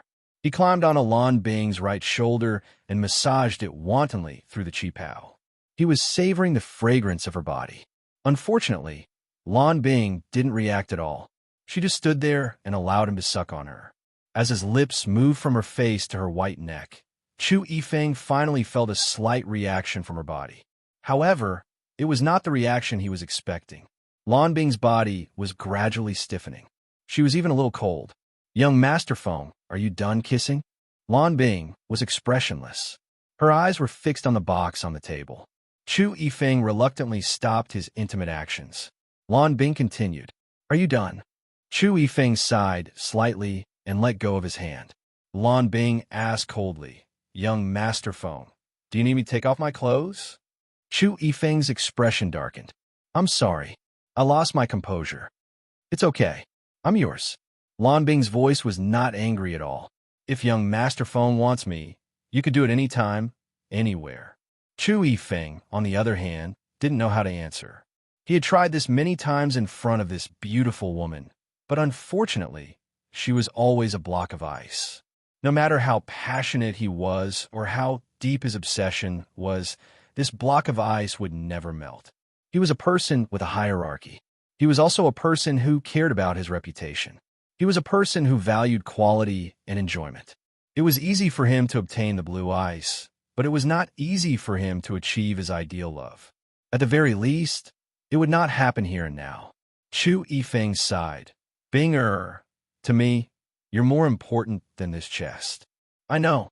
Lan Bing slowly turned around. If there's nothing else, I'll take my leave. Chu Yifeng couldn't help but ask, where are you going? Lan Bing said, I'm tired and injured. I need time to recover. Chu Yifeng said helplessly, all right, rest well and recover from your injuries as soon as possible. As Lan Bing's figure slowly disappeared into the passageway, Chu Yifeng stood in place and stared blankly at the door.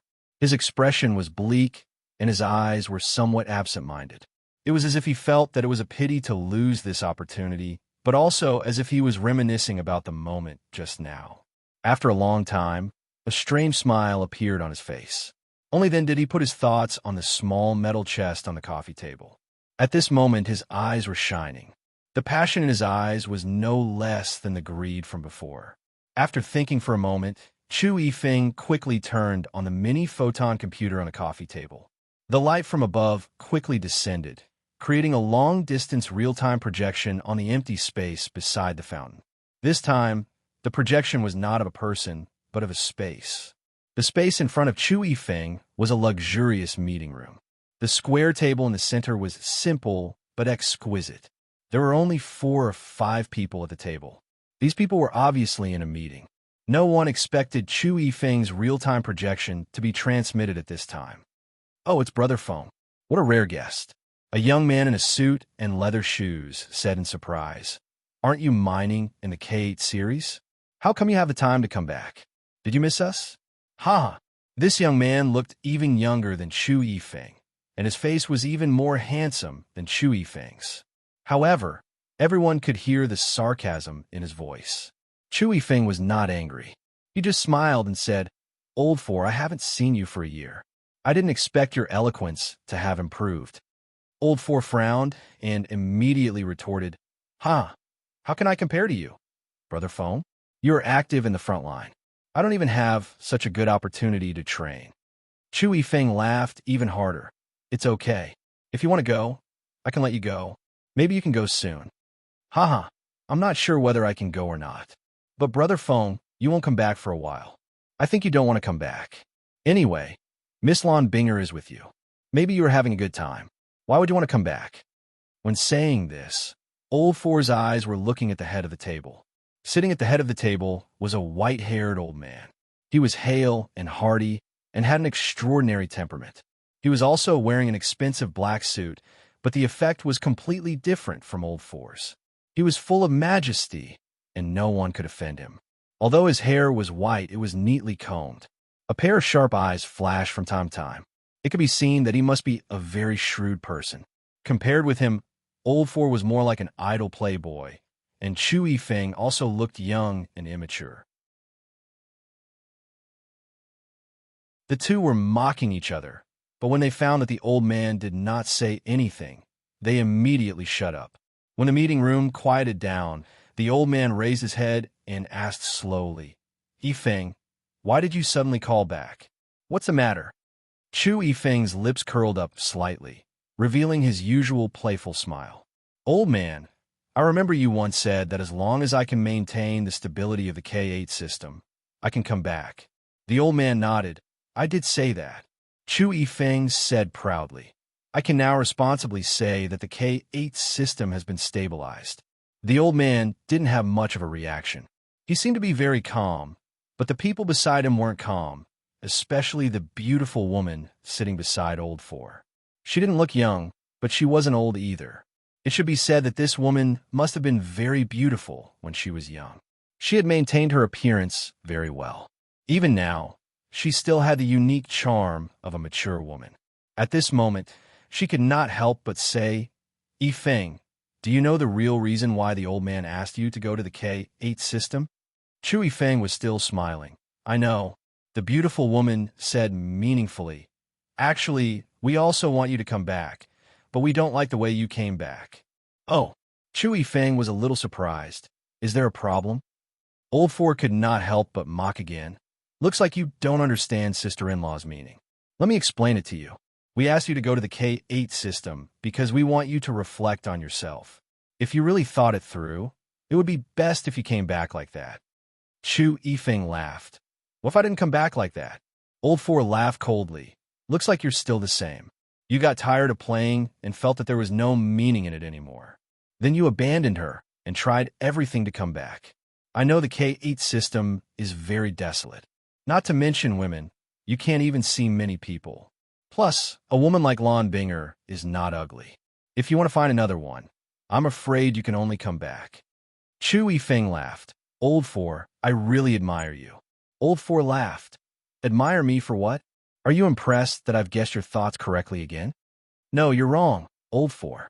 Chu Yifeng laughed and clapped. What I admire the most about you is that your mind is filled with men and women, but you insist that it's other people's thoughts. And you even pretend that you're very noble and great.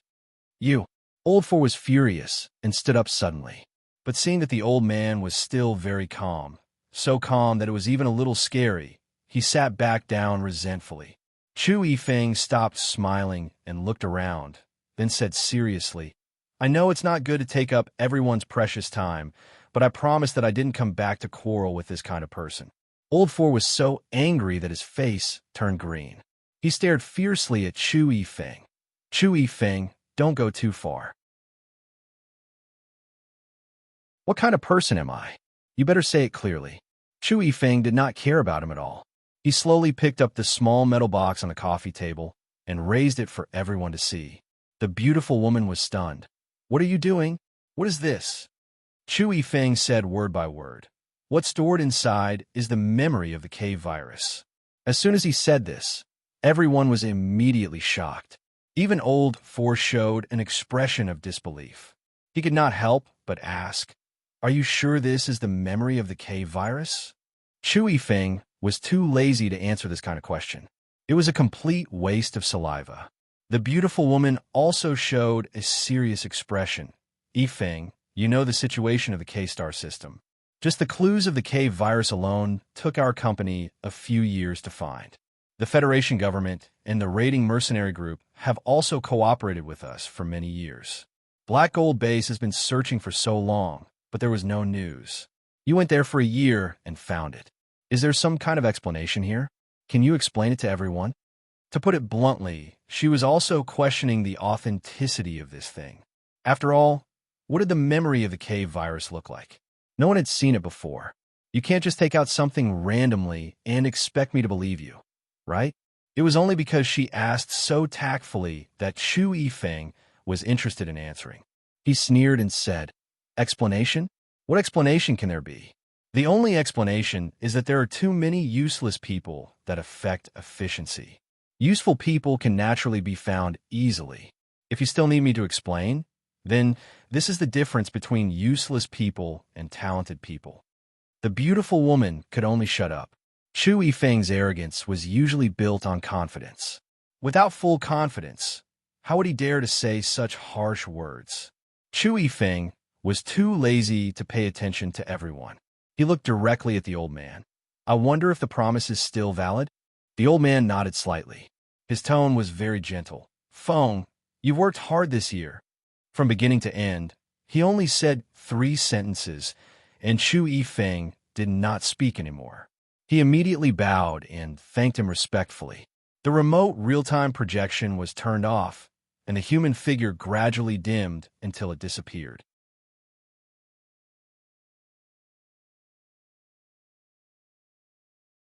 Chapter 146. Deep in the night sky, a bright blue dot with a long tail streaked across the horizon, slowly descending towards the ground.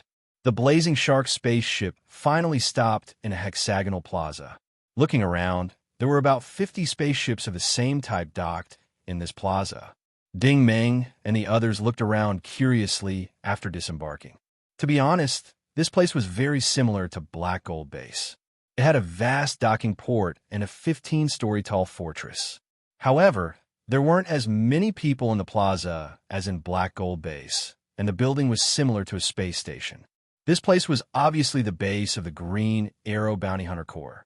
It's not a base, Salman corrected. This is a sub-base of planet KV-303. This planet is called planet KV-303. The one who asked was naturally Xing. Why do I feel a little cold? The temperature is actually negative 16 degrees Celsius. Salman said, there's very little sunlight here. It's basically night, so the temperature can't rise. This kind of low temperature didn't affect Origin ability users, but ordinary people couldn't stand it. Xing looked around again and said, no wonder there aren't many people in the plaza. So that's the case. It's really strange. Why did you guys build your base in a place like this? Salman glanced at her indifferently and didn't answer. Actually, this question was very easy to understand. Planet KV-303 was located in the outer region of the Federation, nebula KV-3545. It was a very remote location, not under the jurisdiction of the Federation, but within the observation range of the nearby space station. Most of the time, bounty hunters were fighting over food with interstellar pirates. If the conflict was too deep, it was inevitable that the interstellar pirates would retaliate. Since the base was built here, the interstellar pirates would have some fear. After all, the Holy Grail Federation wouldn't allow you to run amok under their eyes. The Green Arrow Squad was actually quite famous in outer space, mainly because they were selective in the missions they accepted. Generally, they wouldn't accept missions that involved murder or arson. Dirty and ugly missions were also filtered out. Usually, they wouldn't fight with others if they could avoid conflict. They would rather suffer a small loss. They were fundamentally different from a mercenary group, like Surprise Attack. The Green Arrow unit had a very high status among the people in outer space. This was because the hunters of the Green Arrow unit usually did not disturb the people in outer space. Sometimes they would even lend a helping hand when they saw the galactic refugees. Therefore, the Federation and the Dynasty gave the Green Arrow unit the green light and allowed them to be stationed in the outer space of the observation star system. Firstly, they could stabilize the galactic refugees. Secondly, they could act as a buffer, because if there was a riot or an invasion, the outer space of the observation star system would be able to warn them in advance. Everyone walked slowly towards the airport along the runway. The young man led the way at the front. Everyone now knew the young man's name, Yu Liang. Along the way, there were many passers-by who greeted Yu Liang and Silman. Obviously, the two of them were of high status. There was nothing special about the airport. It was no different from an ordinary office building. There were groups of 6 to 7 bounty hunters coming in and out. There were also spaceships taking off and landing in the plaza. To ordinary people, the bounty hunters who acted independently were actually no different from the staff on the International Space Station. Everyone was working to make a living. Of course, the bounty hunters' jobs were much riskier. Take this mission, for example. A total of 9 people were sent out, but in the end, only Silman and Yu Liang returned. Therefore, at this moment, in the deputy commander's office on the 8th floor, Silman and the others sat down without saying a word. The atmosphere in the room was very gloomy. The deputy commander, Galaga, was a middle-aged man who looked to be in his 60s or 70s. Probably because he frowned and thought about things for a long time, the wrinkles on his forehead were very deep. However, from his face, he didn't look old. Sigh. Silman let out a long sigh. His expression was full of self-blame. Gulaga actually didn't agree with him going on this mission, but he insisted on going. In the end, it ended up like this. Why didn't you agree?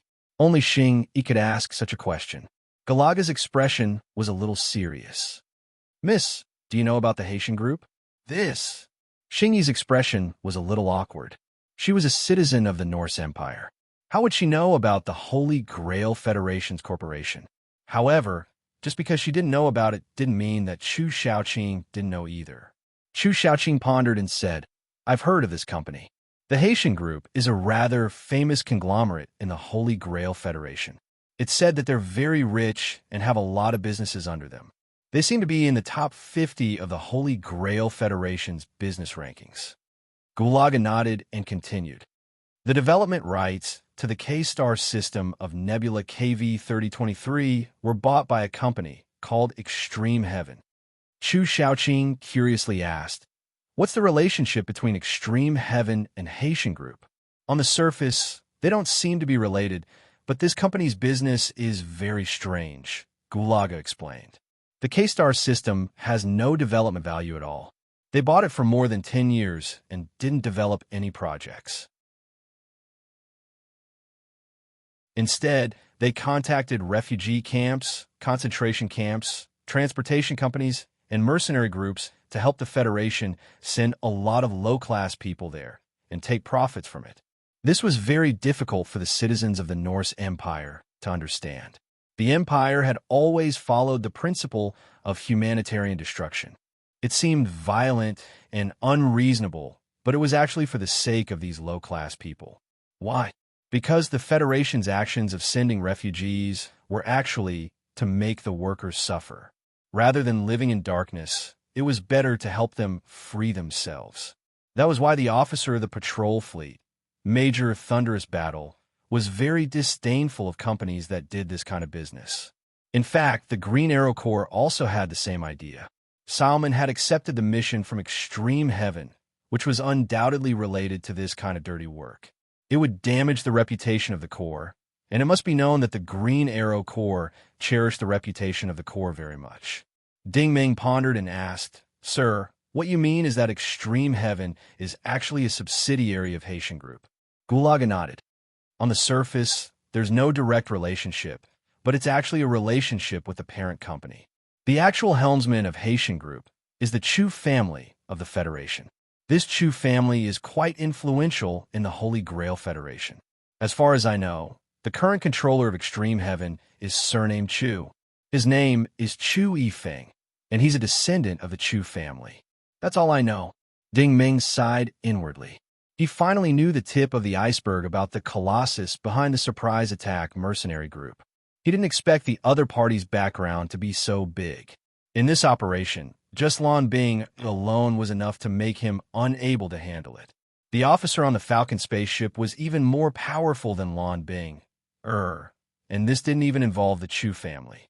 There was actually the Haitian Group behind the scenes, and even more so, the Chu family behind them. The enemies in front of Ding Ming were far beyond the scope of martial arts. They just get rid of it. Xiao AI suddenly appeared. As soon as she said that, Little Rascal was dissatisfied. Do you think it's program code? You think you can get rid of it just like that? That's a big corporation, a big family. Ding Ming still doesn't have the ability to fight against them. Xiao AI snorted disdainfully. So what? We have the K-virus here, known as the greatest king. Why would we be afraid of a corporation? Little Rascal said. Do you think corporations are the same as they were 100 years ago? Many corporations with strong financial resources have a large number of experts. They might not be able to beat them. Xiao AI, you've been trapped in the warship for too long.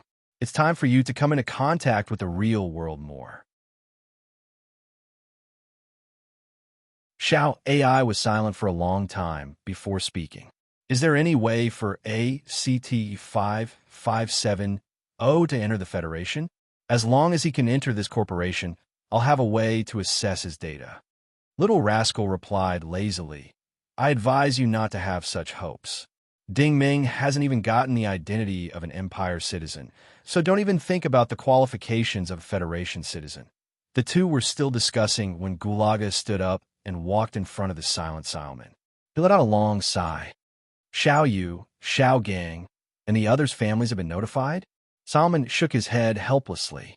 Xiao Yu, Xiao Gang, and the others were the other 7 brothers who had sacrificed themselves. They were a group of young people who had just joined the Green Arrow a few years ago. They were also personally trained by him from one mission to another. This was the most difficult thing for him. Gulaga also seemed to be in a heavy mood. He patted Salman's shoulder. Being a bounty hunter has always been risky. Sacrifices are inevitable. How do you plan to tell their families? Salman took out a cigarette and lit it. He exhaled a mouthful of blue smoke. I don't plan to tell them. Gulago was stunned. According to the regulations of the Corps, the brothers who have sacrificed themselves will receive compensation. If you don't inform their families, how are they going to get the money to settle down? Salman stood up in annoyance. I'll think of something myself. Gulago was stunned. Where are you going? I'm going to Xiao Yu's house to take a look. Salman didn't even turn his head. I'm going too. Ding Meng stood up as well. Logically speaking, there was no need for him to participate in other people's matters. However, back then in the warship warehouse, if he hadn't used the heat to evaporate the poisonous gas in the pool, those hunters wouldn't have died from the poison. Speaking of which, he had indirectly caused the deaths of those 7 people. Therefore, it was only right for him to visit their families. Little Rascal said, I don't think so. It's all that damned Lan Bing's fault for being too cunning. She set up such a trap and caused those green arrow bounty hunters to be poisoned to death. Xiao AI said, I don't agree with you. If there wasn't an energy carrier, Lan Bing wouldn't have planned to steal it. Naturally, there wouldn't be a situation where people died. Little Rascal was speechless. Isn't it because the energy carrier carried you? If you didn't exist, there wouldn't be any of this. Xiao AI said, according to your logic, if there wasn't the K virus, there wouldn't be any of this either. Little Rascal said, you're talking about something else. If there wasn't Dr. Harson, then what? Xiao AI was a little angry. If there wasn't ACT 5570, then what do you think? Little Rascal said, what can I do? I can only he.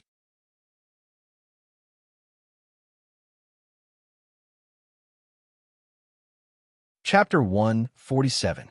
After exiting the spaceport building and walking south for about 10 kilometers, it was a world of ice and snow. After all, they were out of Green Arrow Base's control range, and there was no corresponding thermal energy system. The temperature of -10 degrees Celsius caused the ground to be in a perpetual state of ice. Salman and Ding Meng's boots made crunching noises as they stepped on the snow. This sound was especially crisp in the silent night of snow and ice. The night was still boundless. Ding Meng looked around, but there was nothing in front of him other than a small castle covered in snow. Can people live in a place like this? In his mind, this place and Black Gold Base were polar opposites. Black Gold Base was too hot and stuffy. It was fine if it was hot, but it was still bearable. However, this place did not see sunlight all year round, and it was extremely cold. When it got cold, it was fatal. People had heard of people dying from the cold, but they had never heard of people dying from the heat. Silman said, people definitely can't live on the surface. Everyone lives underground. Ding Meng was stunned. Underground? Silman nodded. You're not wrong to understand it that way. The interior of the small castle was a cave.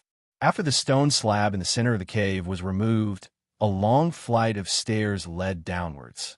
Ding Meng soon saw that it was indeed an underground chamber. Strictly speaking, it was an enhanced version of an underground chamber. This underground chamber was like the command center of an interstellar battleship. It covered an area of at least a few thousand square meters. Not only was there light and heating, but there were also many people living here. It was like a cargo hold on a transport ship, but it was not a hibernation chamber. Instead, there were rows of neatly arranged bunk beds and various simple living facilities. It looked like a shelter.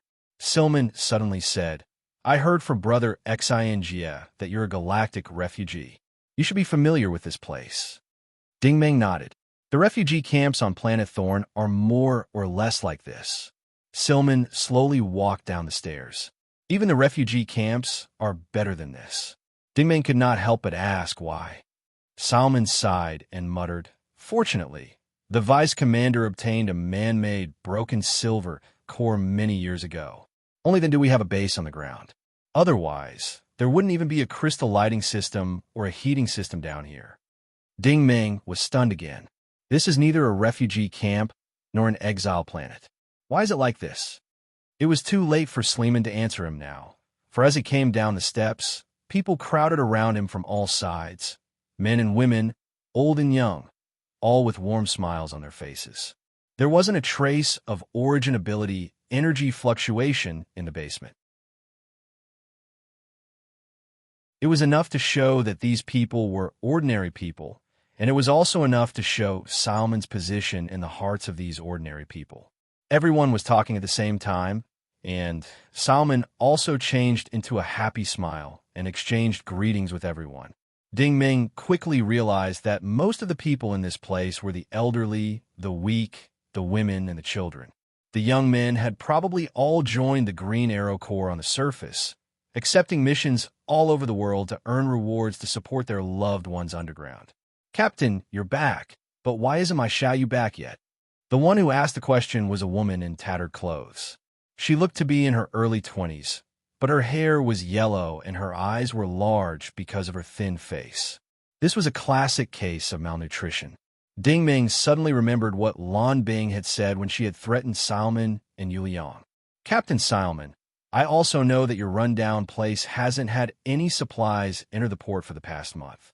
Without this money, many people probably won't be able to survive. This place was deep in Nebula KV 3545, and it couldn't be any more remote. In addition to the planet's extremely cold weather, very few fleets would pass by, so it was very difficult to transport supplies. Thus, these people all looked sallow and malnourished. No wonder Salmon insisted on accepting Lan Bing's bounty mission. It wasn't that Salmon and the others couldn't wait, but that these people couldn't. Now, Ding Ming finally understood their predicament. Unexpectedly, Salmon had a smile on his face. "Ah Xiao, don't worry. Xiao Yu and I have successfully completed the mission this time, and we've received the bounty.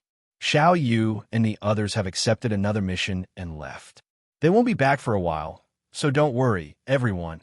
This was obviously a lie, because Ding Ming could tell that this woman called Ah Xiao was probably Xiao Yu's family, and she was very worried about Xiao Yu's safety outside. There was a 5- or 6-year-old child beside Ah Xiao. He pulled Ah Xiao's hand and kept shouting, "Mommy, Mommy, I'm so hungry." The child had no clothes to wear, and he was so thin that he didn't look like a normal child at all. This was because the child's ribs were clearly visible, and it was obvious that he had been starving for a long time. He was even worse than the child laborers in the Black Gold Base. At least the child laborers in the Black Gold Base had a way to go to the sinkhole for gold, and at least the base could exchange them for nutrient fluids. However, ordinary people had nowhere to go in this place, and there was no way to make a living. To put it bluntly, they were really waiting for death. Ding Ming somewhat understood why Salmon was so upset just now. Xiao Yu is already dead, which meant that the people related to this place would die sooner or later. Ding Ming suddenly took off the buckled backpack on his back and shouted, "The captain is right. Xiao Yu bought a batch of supplies before we set off, and specifically asked me to deliver them to everyone. Come, everyone come to me. Everyone has a share." The backpack was filled with the super polymerized nutrient supply produced by Anvil, which had a capacity of 5,000 plus decals. Ding Ming was now many times stronger than before, so he almost didn't use it along the way. Meanwhile, 50 nutrient fluids were enough to sustain these ordinary people for a long time. Seeing Ding Ming distributing the nutrient fluids to everyone, Salmon couldn't help but give him a grateful look. Ding Ming smiled. He had always been a serious person, but this time it wasn't because of Salmon's look, but because of the child. Ah Xiao had only fed the child 2 drops of nutrient fluids, and in less than half a minute, the child was full of energy. He was jumping around on the ground happily, looking very energetic. After running for a while, the child came back with a wide and flat metal box. He said seriously, "Uncle, Mommy asked me to give this to you." Ding Ming took the box. The logo on the box was a little old, but Ding Ming could tell what it was. It was clearly wine. Ding Ming looked up and saw Ah Xiao standing in the distance, nodding and smiling at him. "Why don't you keep this for yourselves?" Ding Ming lowered his head and asked the child. The child looked very happy. "Mommy said that it's useless for us to keep it. You must have had a hard time delivering supplies to us from so far away. This is a small gift. You must accept it." Ding Ming smiled again and didn't say anything else. He just gently patted the child's head, and the child ran away happily. Seeing how happy everyone was, Ding Ming simply sat down by the steps. Salmon also sat down beside him, but this time, Salmon's face was no longer smiling. Ding Ming couldn't help but say, "I've often heard people say that green arrows hunters are very good and often help refugees. I didn't believe in the past, but now I do." A bitter smile appeared on Salmon's face. "You're wrong again. This place wasn't like this in the past. There was a crystal mine north of the base, and the reserves were quite plentiful. Everyone could still survive, but the space pirates often fought here. Later, it gradually became like this." Ding Ming turned to look at him and said seriously, "But you stayed." Salmon was silent for a moment. Then he pointed at his eyes. "At that time, I was only able to sense origin energy. I wasn't an origin energy warrior yet. My eyes were shot twice by the pirate leader, and I basically couldn't keep them. It was Xiao Yu's parents who risked their lives to save me." Ding Ming was also silent. He said, "So you stayed here all this time?" Salmon shook his head.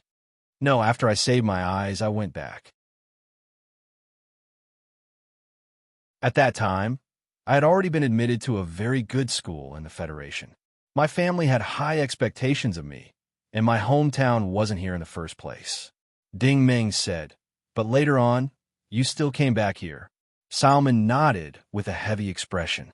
"That was a few years later. I was already an intermediate origin energy cultivator. I originally wanted to come back and visit the two elders, but unfortunately, they had already died in the chaos of war. Most of the people here have also died." Ding Ming sighed and said, "I can imagine that you must have given up on your bright future to stay and help these people." Salmon laughed bitterly. "I'm nothing. The vice captain stayed here a few years before me. He could have returned to the main base for a promotion, but he gave up on many opportunities over the years. If it weren't for him, the sub-base above ground wouldn't have been built, and the tens of thousands of ordinary people underground would have frozen to death long ago. Even though life isn't easy right now, at least the pirates won't dare to come here." Ding Ming nodded, his eyes filled with admiration. "There are many things that you have done that I can't do." Salmon laughed bitterly. "How could I be as great as you think? In any case, becoming a beginner origin energy warrior is the limit of my life. I might as well do something that I like." Ding Ming looked at him. "Do you like this kind of life?" Salmon sighed and said, "If I say that I like it, that would definitely be a lie. But no matter where I go, I can't stop worrying about this place. When I was still cultivating in the academy, my teacher often taught me one thing." Ding Ming said, "What thing?" Salmon said word by word, "The mission of us origin energy cultivators isn't to pursue fame and fortune, but to fight for those who can't fight." Ding Ming silently savored these words, his gaze somewhat lost in thought. After a long time, he raised his head and said, "Both you and the commanding officer are worthy of my respect." Salmon laughed softly. "You flatter me. We're nothing. Actually, the Federation has many great origin energy cultivators, and they're silently protecting even more people. Not every origin energy cultivator is like Lon Bing and the others, who don't treat others as people. Forget it. Let's not talk about these unhappy things. At least you've helped me a lot this time. Look at those people in the distance. They're so happy right now. Without you, it would have been very difficult for them to get through this month." Ding Ming laughed. "At least we've passed this hurdle, right?" Salmon laughed. "Of course. Even though Xiao Yu and the others unfortunately met with misfortune, their families were saved.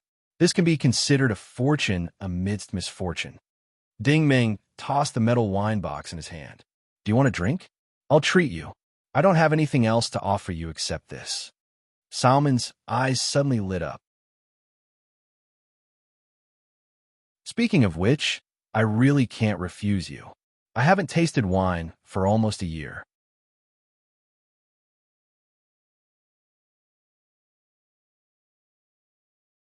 Chapter 148. The wine was stored in a metal box.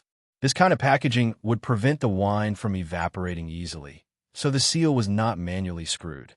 Ding Ming flipped his wrist, and the dark gold claw blade appeared at his fingertips.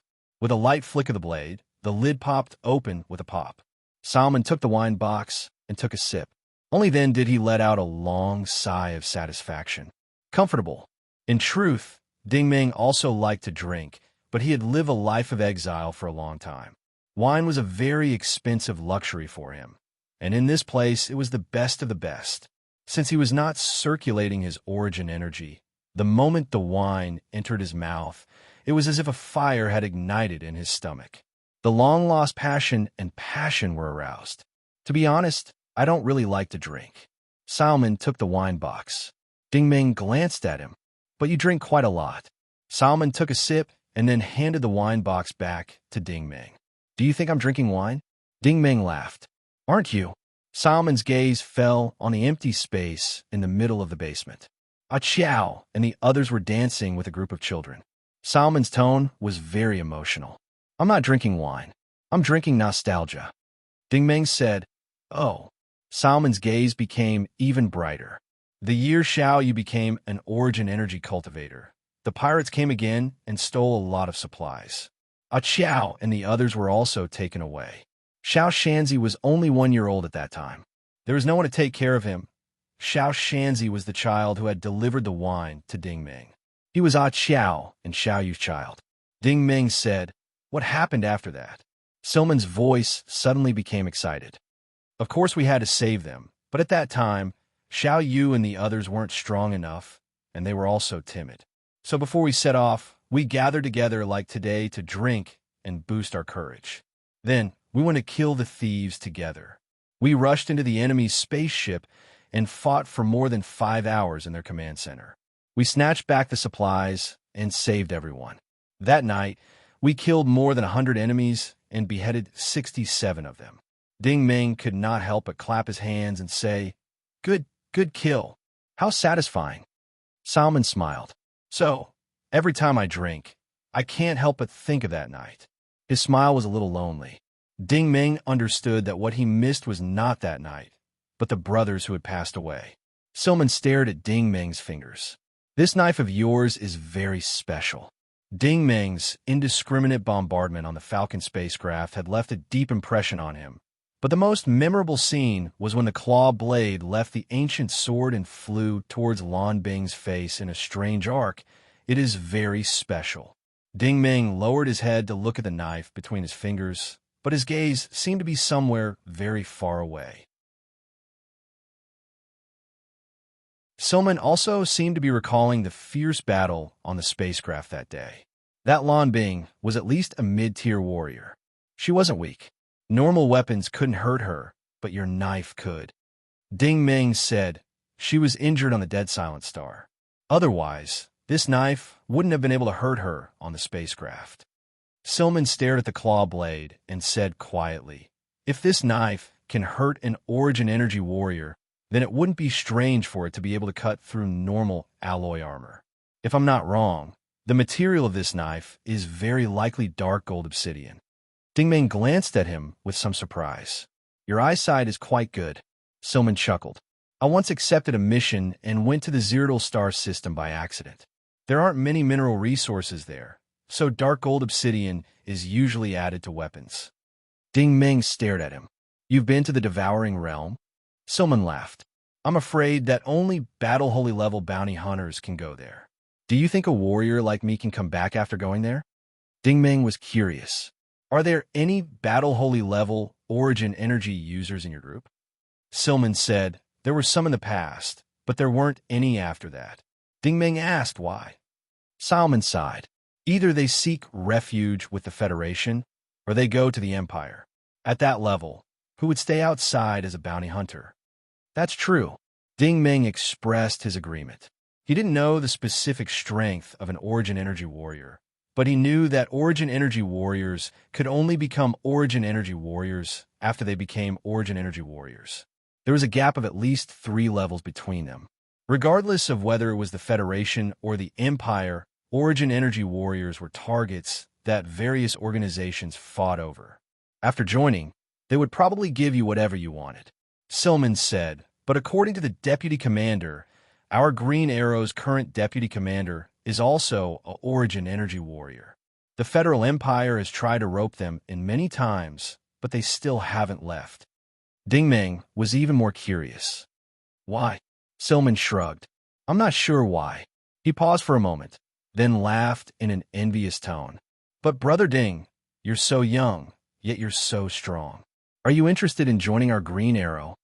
His invitation was actually quite reasonable. For Ding Ming to be able to pilot the black lava battle armor and display such prowess on the spaceship meant that he should be at least a high-level origin energy user based on his proficiency. As for the giant sword slashing out with the ancient sword and the claw blade technique from the ancient sword, he thought that it was most likely not a technique, but another martial technique. That martial technique was probably not something that an origin energy user could cultivate. Thus, Salmon determined that Ding Ming should at least be an origin energy warrior. A 20-year-old origin energy warrior. What kind of concept was that? An ordinary origin energy warrior would need about 10 years to complete a journey, but Ding Ming had used less than half that time to complete it. Even the geniuses of the Federal Empire couldn't be compared to him. But what was strange was that someone like Ding Ming was actually an interstellar refugee. It was for this reason that he had sent out the invitation. Of course, the main reason was that he found Ding Ming pleasing to the eye. The impression that Ding Ming gave him was that he was young, low-key, trustworthy, enthusiastic, and most importantly, talented. There weren't many young people with these qualities nowadays. Ding Ming glanced at him. I'm not interested in joining. Silman had expected this answer. With his talent, he would obtain the citizenship of the Federal Empire sooner or later. Why would he give up on the benefits and come to outer space to suffer? However, he still didn't give up and continued. Brother Ding, you won't be able to return to the Norse Empire for a while. Why don't you stay for the time being? It doesn't matter if you don't join. If we receive a mission, you can go out with us. Isn't it good to have a bounty? Ding Ming suddenly fell in a deep thought. He remembered Lan Bing's framing argument.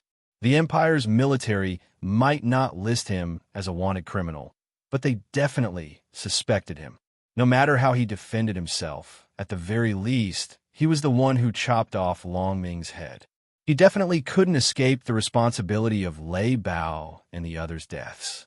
Once he returned to the International Space Station on planet TT-12, the military would inevitably launch an investigation on him. The investigation was secondary. If the K-virus was exposed, there would be a lot of trouble. In fact, staying was not a bad choice. What's the benefit of staying here? Ding Ming asked. Brother, you're straightforward. Sleeman laughed. At least Lan Bing and the others won't dare to trouble you here. He paused, feeling that his words were a little weak, so he changed his words. Brother, you're also an Origin Force warrior.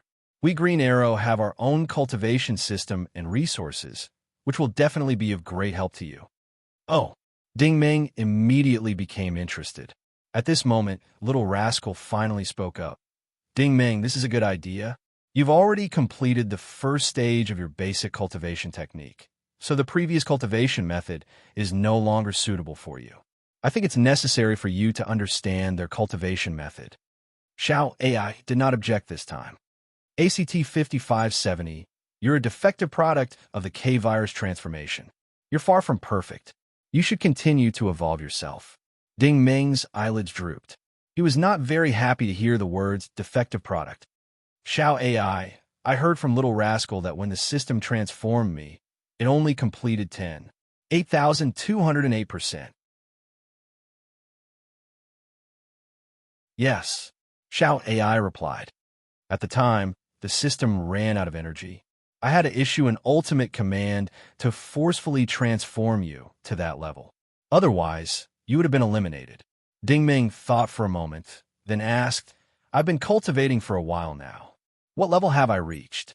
Xiao AI said, according to my evaluation, your current progress is 11,0102%. Holy shit, this can't be. Ding Ming felt like he was about to spit out blood. This brother of his had been promoted from a normal person to an Origin Force warrior. His strength had increased by at least 10 times, but now he hadn't even reached 0.2%. Isn't your evaluation a little too harsh? Ding Ming was a little skeptical. Little Rascal, for once, didn't speak up for him. Ding Ming, this isn't being harsh. Have you forgotten the full name of the K-virus? Dr. Harksini's goal is to create a greatest king. A greatest king? Think about it. How strict are the requirements? You're still very weak right now. Although soldiers are much stronger than origin ability users, compared to those experts, you're still in the weak category. Ding Ming silently nodded. Little Rascal's words made a lot of sense. Using the standards of Origin Energy Index, 500 points, beginner origin ability user, 1,200 points, intermediate origin ability user, 3,000 points, advanced origin ability user, 8,000 points, beginner warrior, 20,000 points, intermediate warrior, 50,000 points, advanced warrior. These were just the standards for origin ability users and soldiers. Above soldiers, there were still ranks: Battle Elder, Battle Master, Battle Monarch, Battle General, Battle Sage. The difference between each rank was in the tens of thousands, hundreds of thousands, millions, and possibly even tens of millions. Moreover, this was only a simple Origin Energy Index. It didn't include martial techniques, secret manuals, treasures, weapons, equipment, and other miscellaneous combat values. Thus, Xiao AI's evaluation naturally had its own logic. Okay, then this matter is settled.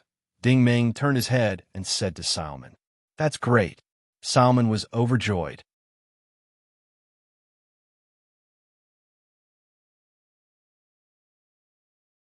Chapter 149. It was already the second day when they returned to the spaceport. The entire planet KV-303 was still shrouded in darkness. It was indeed rare to see daylight here. Since the planet was located in the outer region of the Holy Grail Federation, the Patriot Mark VI wristbands in their hands could not connect to the Empire space station for the time being. However, Gulaga said that he would definitely find a way to send Chu Shaoqing and the others back to the Empire once he had the relevant information.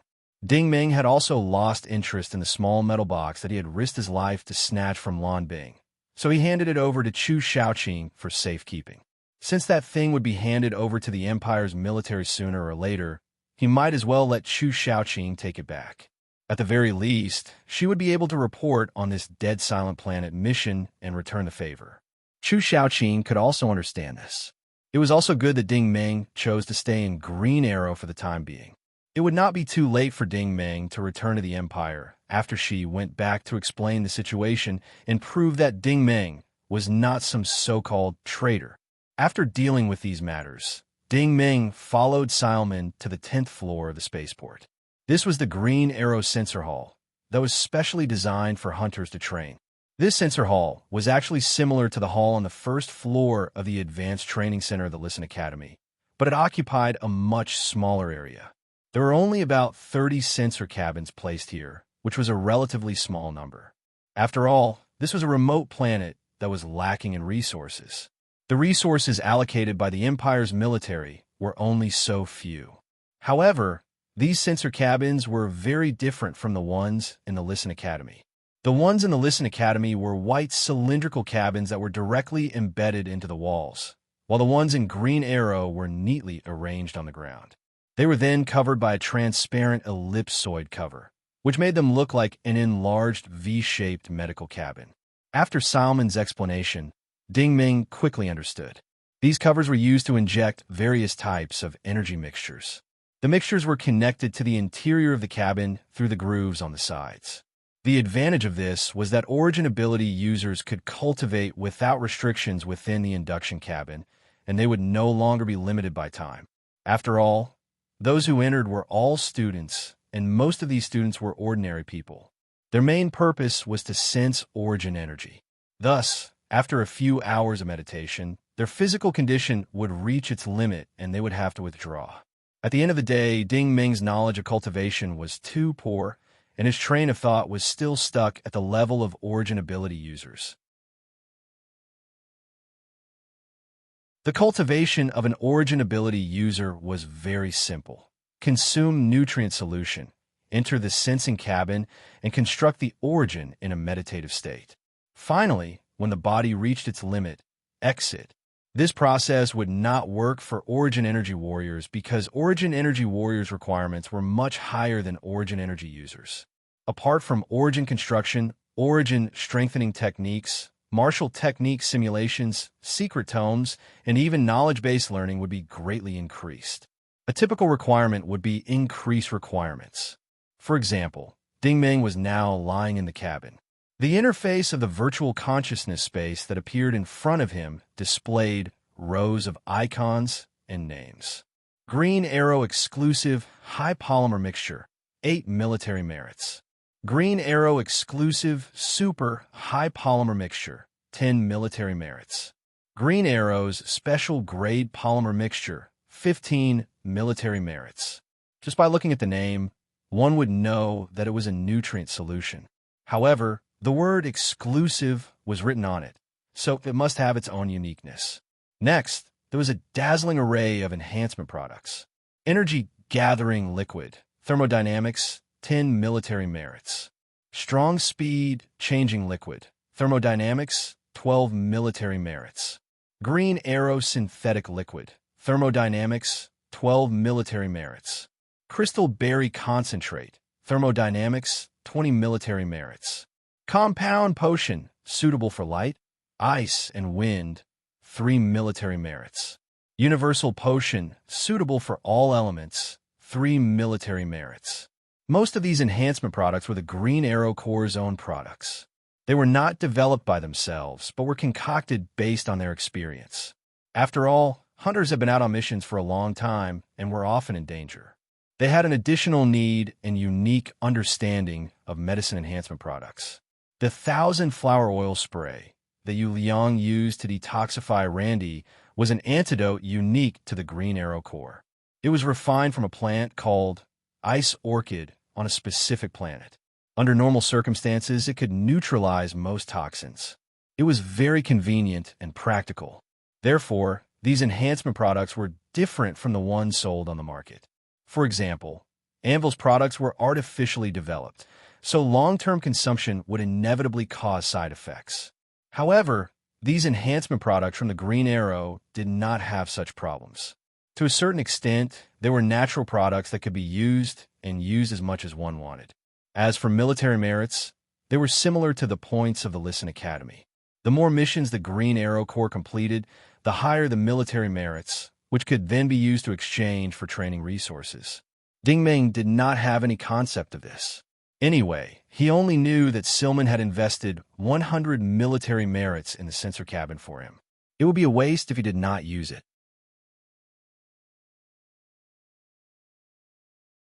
Thus, Ding Meng selected a bunch of stuff from the exchange interface. Green Arrow's exclusive high polymer agent.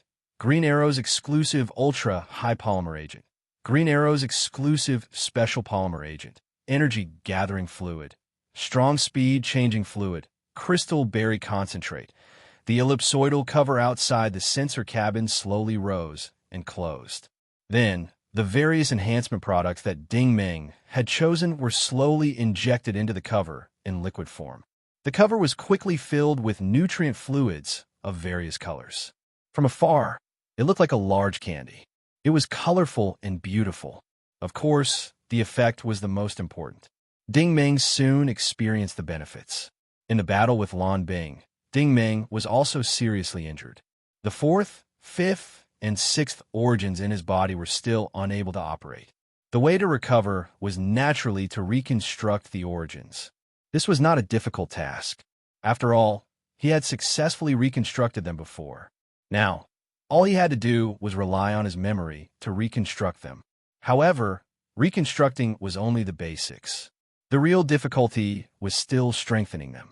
The connection between the points, the connection between the surfaces, the condensation of the mirror surfaces, and the solidification of the polyhedron all needed to be done again. The benefits of the crystal berry concentrate were displayed at this time. Previously, every time Ding Meng condensed a new mirror surface, he had to endure the pain of crushing a rock in his chest. This crystal berry concentrate reduced the pressure and pain by a lot, indirectly increasing the speed of his training. The resources of this Green Arrow Corps are pretty good, Little Rascal commented. Xiao AI said, yeah, it'd save a lot of time.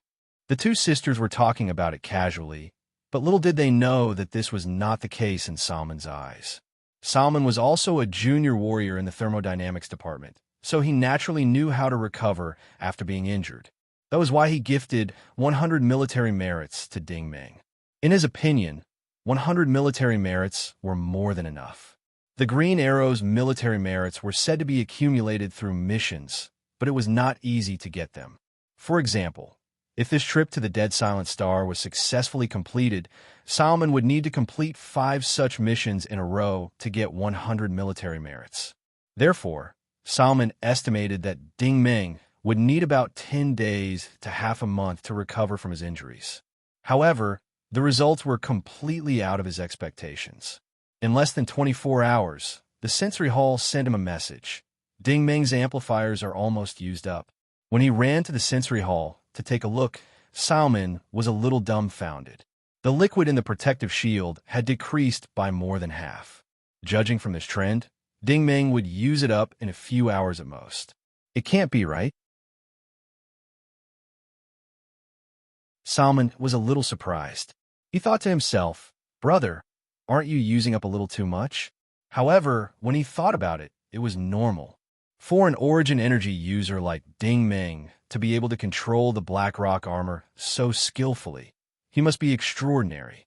His consumption must be very high. Thus, Solomon opened the Army's interface on his wrist device and redeemed 2 more amplifiers according to the list Ding Ming had chosen. This time, he spent a total of 134 military merits. It was a little painful to spend, but Solomon did not really care. After all, his life was saved by Ding Ming. However, 2 days later, he began to care because Ding Ming still had not come out from the sensory cabin, and there was not much amplification liquid left in the protective shield. What is this guy doing? Solomon could not figure it out. Since he could not figure it out, it was best not to think about it. Solomon simply redeemed 2 more. No matter what, little brother Ding was healing his injuries. No matter what, he would only come out after his injuries were healed. He was not wrong. Ding Ming was indeed recovering 6 points. However, the Diamond Star technique was a powerful technique.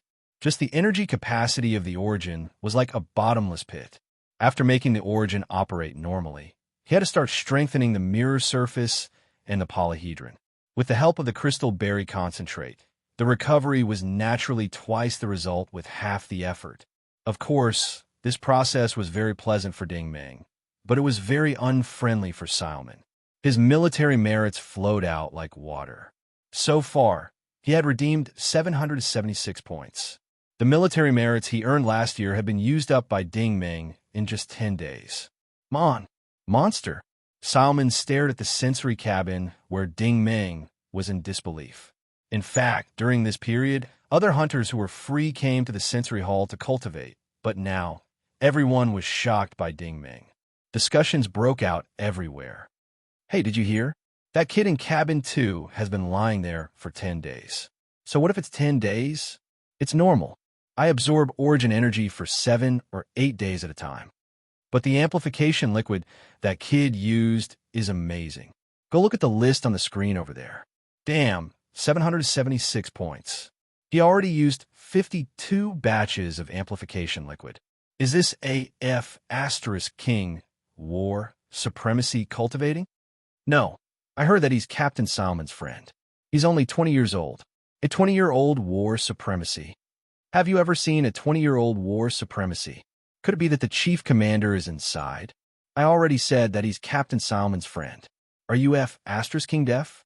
Fries. Sorry. I have a problem with my hearing. I didn't hear you clearly. I heard that the captain's friend is from the Norse Empire.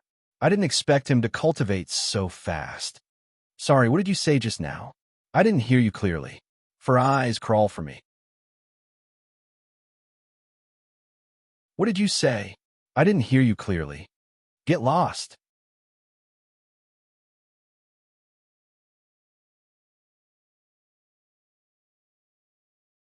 Chapter 150. In the sensing cabin, Ding Ming's injuries had actually recovered a long time ago, but he was reluctant to come out. It was not because of the amplifiers, but because he could not suppress his restless heart. What did the 7th Origin look like? You can't cultivate the 7th Origin just yet. Little Rascal decisively stifled his curiosity. Why not? Ding Ming refused to accept it. Do I have to make a girl happy again before I can see it? Little Rascal didn't quibble with him this time. Instead, it said in a serious tone, "You've strengthened the sixth origin, so you've only just completed the first stage of the Diamond Star technique. You must strengthen the first stage as a whole to complete it. If you touch the seventh origin too early, it'll only do you more harm than good." Strengthen the whole? Ding Meng was very curious. Little Rascal said proudly, "Of course. This is also the strength of the Diamond Star technique. Only after strengthening the whole body will there be a qualitative leap, not a mere accumulation of quantity. Now, follow my instructions." The 6 origin points within Ding Meng's heart formed a lifelike golden diamond mirror image, which was also the core source of his origin ability energy. If the mirror image were to be released, then it would create a powerful defensive force field. However, all of the points, lines, and surfaces had yet to converge together and converge inwards. Little Rascal explained, "In the past, you spread the mirror image's energy to every part of your body to strengthen your body's resistance. However, now that the 6 origin points have taken shape, try to circulate your origin energy and push all the energy towards the mirror image. Concentrate it at the very center of the mirror image." Following Little Rascal's instructions, Ding Meng soon found out how powerful it was. The moment he pushed the energy in the opposite direction, even a little bit, the overwhelming pressure and suffocation appeared again. His chest felt heavy, his vision blurred, his muscles contracted, and his breathing became rapid. However, at the same time, Ding Meng also discovered that his heartbeat was increasing, and his blood flow was increasing. Countless golden blood molecules rushed towards his heart, and most importantly, his body's absorption of origin energy was faster than ever before. Back when he was on the Dead Silent Star, it was mainly the top of his head and chest that absorbed the specks of origin energy. By relying on the contraction of his telekinesis vision, he could absorb some flake-like origin energy that was similar to bright spots. After reaching planet TT-12, following the construction of the 4th and 5th points, the palms and soles of the feet could also absorb origin energy. The origin energy could be seen flowing into the body in the form of streams. This time, his navel and forehead could also absorb energy. The surrounding origin energy flowed into his body like a column of water. From this, it could be seen how strong the absorption ability of the 6 points in the first stage was. Little Rascal continued, "It's normal for your body to produce these phenomena. You'll understand once I explain it to you. Don't you humans have something called adrenaline? When people were excited, afraid, or nervous, they would secrete this chemical. It could make people breathe faster, their pupils dilate, their heartbeat and blood flow accelerate, providing more energy for their body to move faster. Mirror image compression is also based on this principle. It is the adrenaline hormone of origin ability users. It catalyzes various reactions in your body and is developing your human potential." With her explanation, Ding Meng did not dare to be negligent. He tried his best to concentrate and mobilize his origin energy. However, as more and more origin energy accumulated in his body, the surging energy also increased. Ding Meng's pressure also suddenly increased. One must know that he was soaking in the crystal berry concentrate. Even with the help of this thing, it was already so painful. He didn't dare to imagine how inhumane the torture would be if he didn't have it. No wonder Little Rascal didn't allow him to cultivate the 7th point before he completely completed the first stage. That was indeed something he couldn't bear. However, he was also clear that this kind of cultivation method was actually very dangerous. This was because the amount of origin energy absorbed from the outside was increasing, but the progress of it entering the mirror image was abnormally slow. The digestion rate could not offset the absorption rate. So if the excessive origin energy produced exceeded the capacity of the body, it would correspond to the concept of a container that Little Rascal had mentioned before. If it was light, it would deform and explode. If it was heavy, it would cause a chi deviation. If you make ACT 557 undergo such a high-intensity transformation right off the bat, there is a high chance that he will fail to advance. At this critical moment, Xiao AI appeared. Don't worry about it blindly, little rascal casually replied.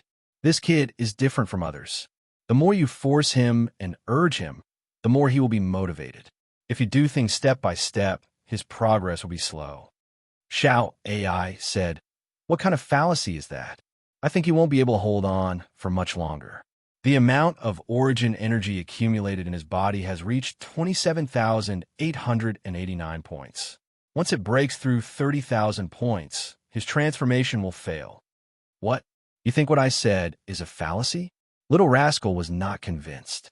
He decisively opened a telepathic communication and turned his head to shout, Ding Meng, put in more effort. That crystal berry concentrate is almost used up. If you don't gather the origin energy at the core of the mirror image, you will suffer a chi deviation. What? Ding Meng was shocked when he heard this. Suffering a chi deviation was his #1 natural enemy. He would rather start all over again than suffer a chi deviation. However, the pressure he was under right now was too great. His entire body was in excruciating pain, and the pace of his advancement was very slow. Mother Asterisker, I'll fight you to the death.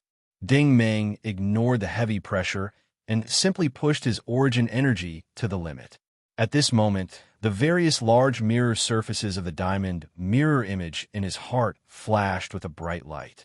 Countless golden particles were attracted to the surface, and they actually began to surge. This surge was similar to the whirlpool state that occurred when one mastered the origin of heat art. It slowly flowed and converged into the interior of the mirror image. This, Shout AI was dumbfounded. The amount of origin energy has dropped to 22,308 points. What do you think? Do you believe me now? Little Rascal was immensely proud of himself. This brat's miraculous abilities aren't something you can evaluate with mere numbers. In reality, Ding Meng's cultivation speed had far surpassed their imaginations. When all of the origin energy had converged to the core, a pure white that had appeared within the mirror image. Of course, this dot wasn't the true origin. Rather, it was a new dot formed from the energy. As more and more origin energy flowed in, the new dot gradually expanded until it became a small ball, which just so happened to be contained within the mirror image. After his telekinesis vision was magnified once more, he could faintly see all sorts of profound and complex diagrams within the small ball. These mysterious diagrams rotated as the ball rotated, creating an indescribable sense of beauty. At this moment, Ding Meng finally felt that the origin energy in his body had become more abundant. In fact, it was several times more abundant than when all 6 of the dots were operating at the same time. Little Rascal explained, This is the effect of the overall strengthening. It will make your origin energy even more abundant. The origin energy stored within the diamond mirror image is purer than the origin energy absorbed by normal origin energy users, and the concentrated origin energy in the core is even more powerful after the mirror image's modification. It wouldn't be an exaggeration to say that it's equivalent to your own inverse source crystal. Ding Meng said, just like the backup energy stored on a starship. Little Rascal said, You can understand it that way, but it's not as simple as storing energy for you. Strictly speaking, it's a smelting system. Smelting system? Ding Meng's interest was finally piqued. What kind of things can it smelt? Little Rascal said word by word. It can smelt anything. What? Ding Meng was stunned. It can smelt anything? Little Rascal said, That's right. It can smelt anything, including origin energy, crystal sources, crystals, metals, and other resources. Apart from that, it can also smelt items, materials, food, supplies, amplification items, exotic flowers, and all sorts of other things. Even air, water, and light can be smelted. Holy shit, that's so awesome. Ding Meng was deeply stunned. Then what about humans? Humans can be smelted as well? Ding Meng asked suspiciously. Humans can be smelted as well, Little Rascal replied very directly. Do you still remember that Lan Bing? When you were fighting her, if you had this smelting system, you wouldn't have needed to channel origin energy from the outside world at the final moment. You could have just extracted the backup origin energy and taken her life on the spot. Then you could have smelted her body and absorbed her origin energy for your own use. Ding Ming was speechless. He really couldn't imagine such a thing. Seeing his comical expression, Little Rascal continued to explain. Smelting isn't as simple as you think. When you smelt something, you also need to have the same level of strength as yourself. If you're strong enough, you can naturally smelt something of the same level. If you're not strong enough and you try to forcefully smelt something, it won't have any effect at all. On the contrary, it might even cause side effects. Let me give you another example. The diamond you dug up on the dead silent star isn't actually an ordinary diamond, but a strategic resource. Its main component is mutated crystalline charcoal. Its melting point is 8,000 degrees, and the higher quality ones have melting points in the tens of thousands. If you want to smelt it, you first need to cultivate your thermodynamic origin energy to the point where you can release it externally. Only then can you gasify it at such a high temperature. Otherwise, you won't be able to smelt it at all.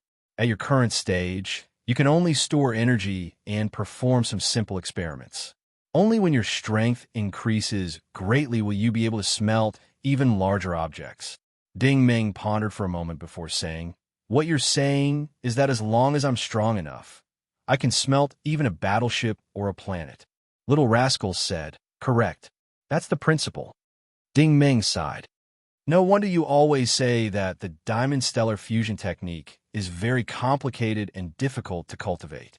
It turns out that there are so many ways to do it." Little Rascal said unhappily, "Tisish, that's nothing. The real difficult part is yet to come. I'm too lazy to tell you because I'm afraid it'll scare you." Ding Ming said, "Right, doesn't such a powerful smelting system have a name?" "Of course it does," Little Rascal said proudly. "It's called the Diamond Stellar Fusion Technique." You're tuning in to the Warrior Lore YouTube channel. Don't forget to subscribe and join us on this journey to catch the most captivating stories.